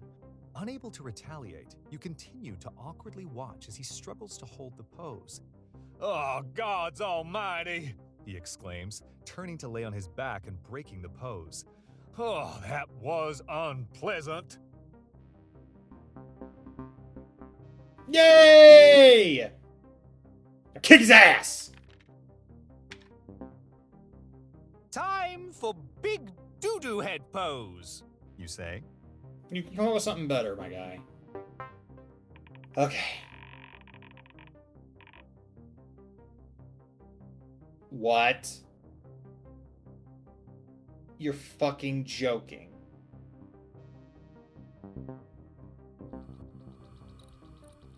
Oh, wait. Oh! Oh, shit. I thought maybe that was the end. Okay, now, okay. Kick his ass. You take advantage of his helpless position, sitting atop his tranquil body and punching him mercilessly.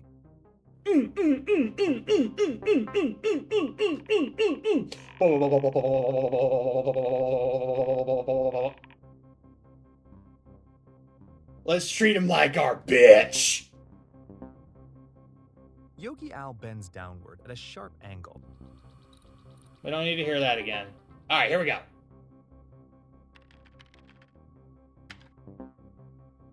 You compensate for your lack of inner peace by swinging wildly with your fists.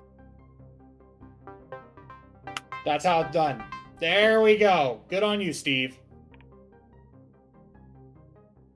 Namaste, namaste! You shout at Yogi Owl's corpse. That'll teach you for encouraging me to better myself. You take a moment to meditate and clean up all the blood. Okay, well, at least you did that. That's therapeutic enough.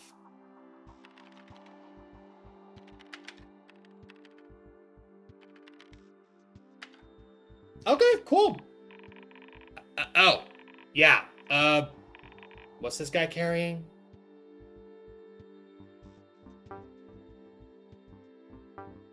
Sure, we'll take his pants while we're at it. Why not?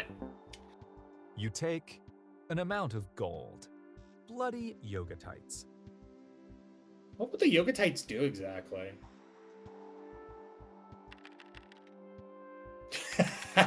Oh. Okay. All right.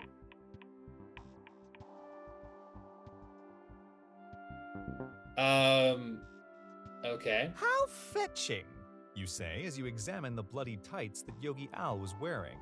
Although a tight fit, you manage to wriggle your limbs into the sweaty tights. I'm so prepared for adventuring now.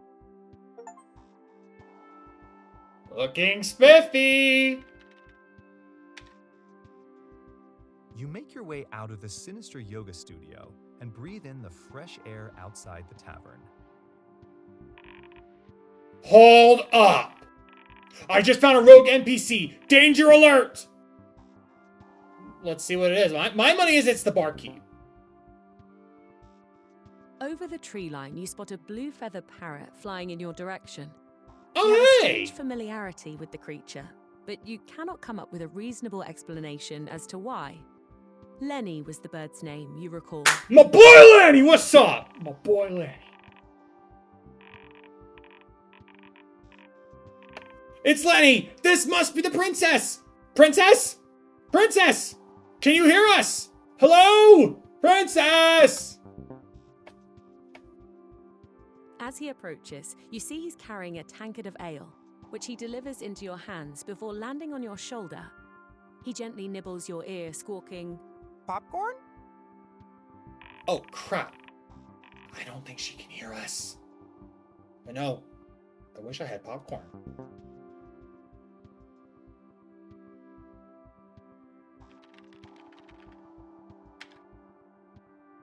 Unprompted, dubious sky alcohol? Why not? you say. You drink the ale. Thanks, Lenny. Attached to your delicious mug of ale, you find a note. Knowing that you have difficulty reading, the princess has drawn a little picture of herself giving you a thumbs up. Aww.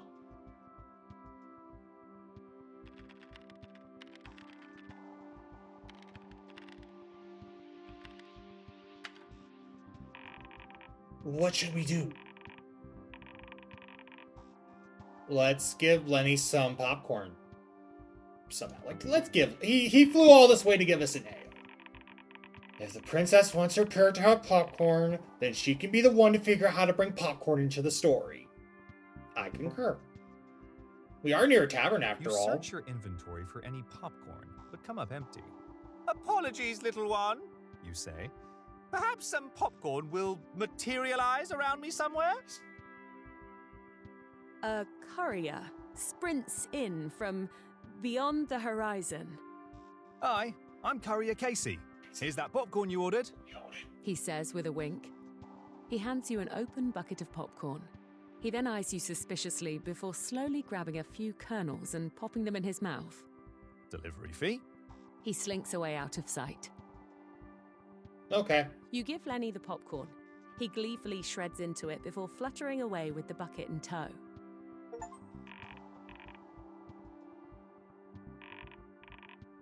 Hey! Princess! She's gone. I don't think we'll get any answers from her until we've reached the tower again.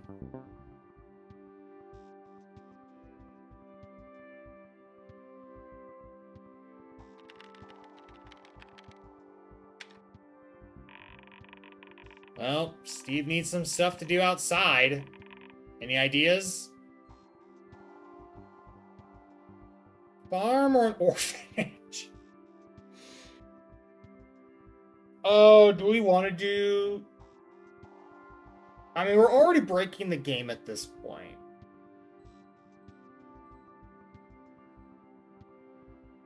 You know, fuck it. Let's do an orphanage. You see a humble building made of logs and a thatched roof. If you weren't totally illiterate, the sign out front would tell you that this is the village orphanage. Yeah, and whose fault was that, game? Orphanage. Remind me what type of an NPC would populate an orphanage.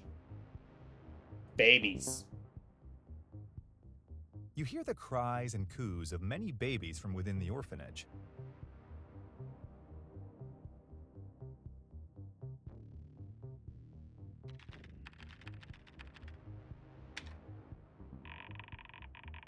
I can't imagine Steve would hurt a baby.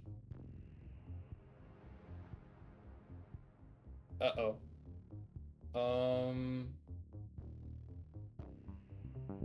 Oh dear. You head inside the orphanage. Boy, sure are a lot of babies, You say, looking at all the babies. Uh-oh.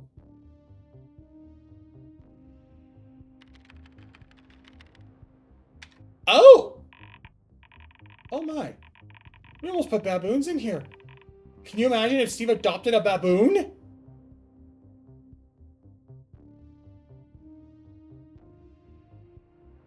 You know, as much as this game would like to be passive-aggressive to Steve and insult his intelligence and all that stuff, I did that during the demo. Again, I have to establish this. But as you can see, I think Steve has definitely evolved since our initial play sessions. Give that man a fucking baby. Oh, congratulations, little Wendell Jr., you say to the first baby you find. You add baby to your inventory. Fucking... We put a baby in our inventory. No! No!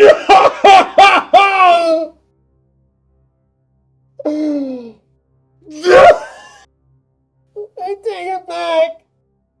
I take it back. No!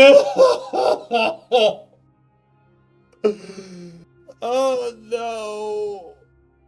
No. No. No. No, no, we can't do that. We can't do that. We can't do that. We can't do that. What did I just press? You do not have any beer in your inventory. Oh, thank God.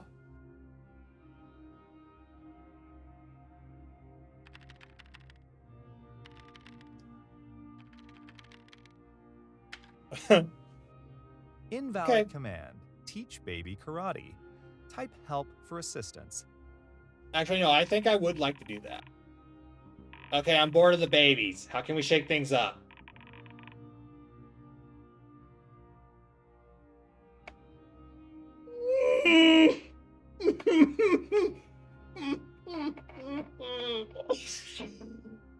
No!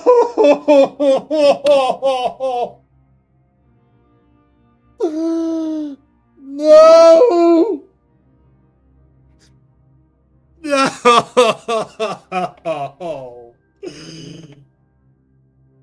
Oh no! Okay, I'm not gonna just fumble around with it this time. I need something to like flip a coin with or something. Like, okay, because oh, do I want the baboons? The orphanage would be so fucking funny. Oh shit. I don't think I can comprehend this new Game Plus shit. This is ridiculous.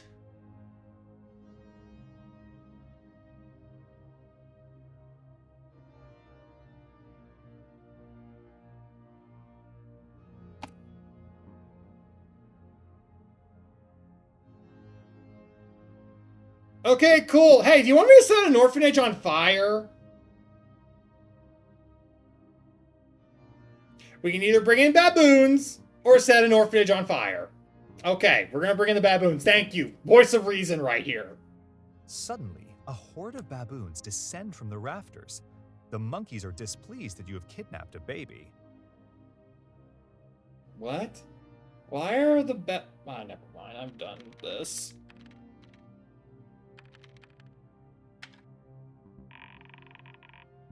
Cool. Let's fight some monkeys. This whole game is making me act like a monkey. You attack the wild pack of baboons guarding the orphanage. Combat. Type help combat for list of battle commands.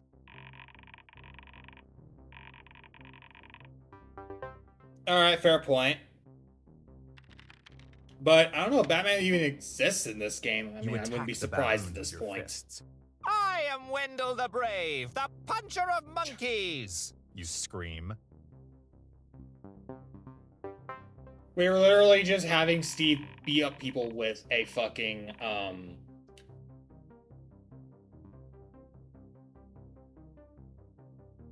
When do baboons have the fucking...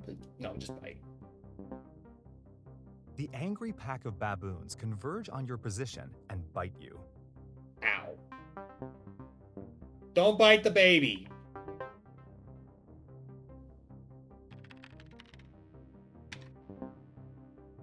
Ho ho! Here comes Wendell from the top ropes! You announce. You execute a flawless diving elbow drop on a baboon. The crowd goes wild! We're wrestling baboons.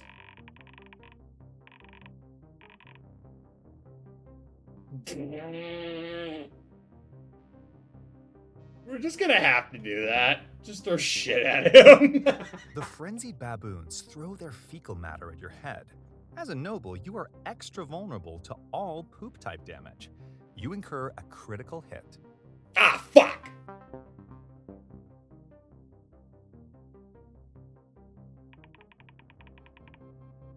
Damn it. The baboons screech victoriously as they tear the limbs off your corpse.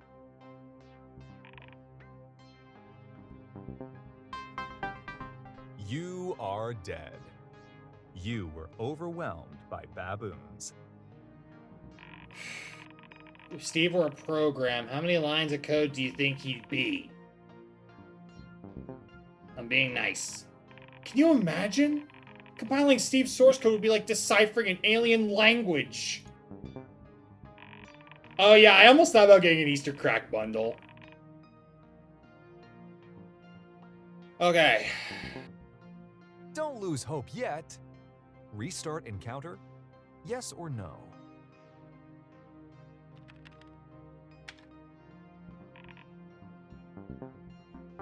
Alright, I say let's You get through this attack the encounter wild and then pack we're of gonna call it baboons after guarding an that. orphanage.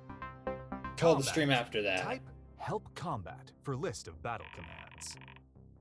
Alright, let's get past this part now. What does the bazooka do? One of the baboons and fires Oh. an explosive rocket at you. Hey, who gave that monkey a rocket launcher? You say, That's what I said! That's not contemporary. the artillery designed for anti-tank warfare deals you a critical hit.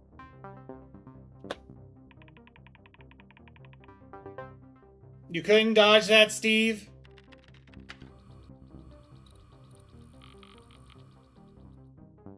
Alright, we're gonna probably die, but fuck it. Let's The just throw frenzied bananas. baboons throw bananas at you. You dodge and weave the aerial fruits. Okay, good, good.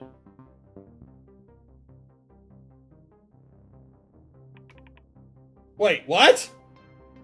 The He baboons dodged and screech weaved! victoriously as they tear the limbs off your corpse. How did he fucking die? Did that bazooka You are blast dead. really cripple him to the point You where were a simple overwhelmed by banana? baboons. I don't know. I mean, I think Fadam has some good, has a good Don't thing worry, there. You'll get it next time. Alright, alright, alright. Now we need to finish this wrap. We need to wrap this fucker up. You attack the Alright. Bite.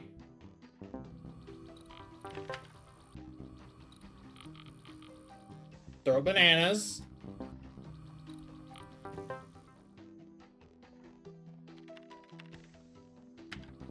and pin him to the ground. You repeatedly poke his abdomen. Point for Wendell. Point for Wendell. Point for Wendell. You say, My God!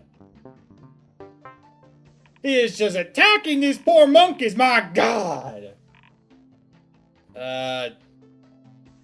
Screech? The injured baboons frantically screech and whimper. Oh, I've got them on the ropes. You say, Okay, good. Let's kick their asses. you take out the final baboon by jumping high in the air and delivering a flying clothesline to the monkey's face. My Yourself in God! front of the crowd of dead monkeys. And then some dude from nowhere just starts throwing beers at Steve, and he takes it out of the air and takes a good drink of it. Fucking You Stone Cold spike Steve the over here. last lifeless monkey to the ground. Fear me. I am god of baboon death. You scream. Stone Cold! Stone Cold!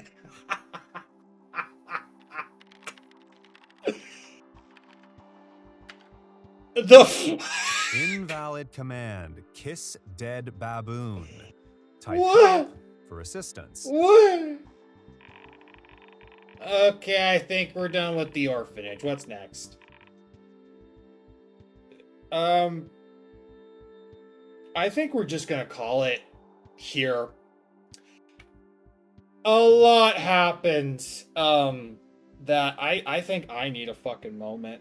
I need a fucking I need a week to process what the hell happened. So, if anyone needs me, I'm gonna go do some power washing. I'm gonna open up a power washing business with Votia. In the meantime, that is the last stream of the week. We will be back on Tuesday with another stream. I'm thinking I'm gonna release the Amnesia clips over the next few days.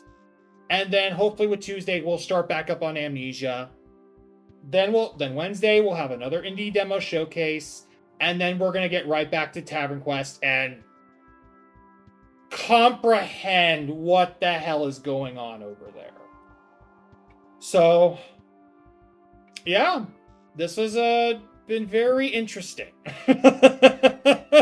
Oh my goodness. Oh my god. I don't know who's getting it more. Whose brain is broken more, Steve or mine? I'm pretty sure it's mine, but fucking hell. Alright, so if you're watching, thank you guys for watching the stream. If you're watching it on YouTube, thank you for watching the video. I hope you guys have a wonderful rest of your day, and I will see you guys next time. Have a good day.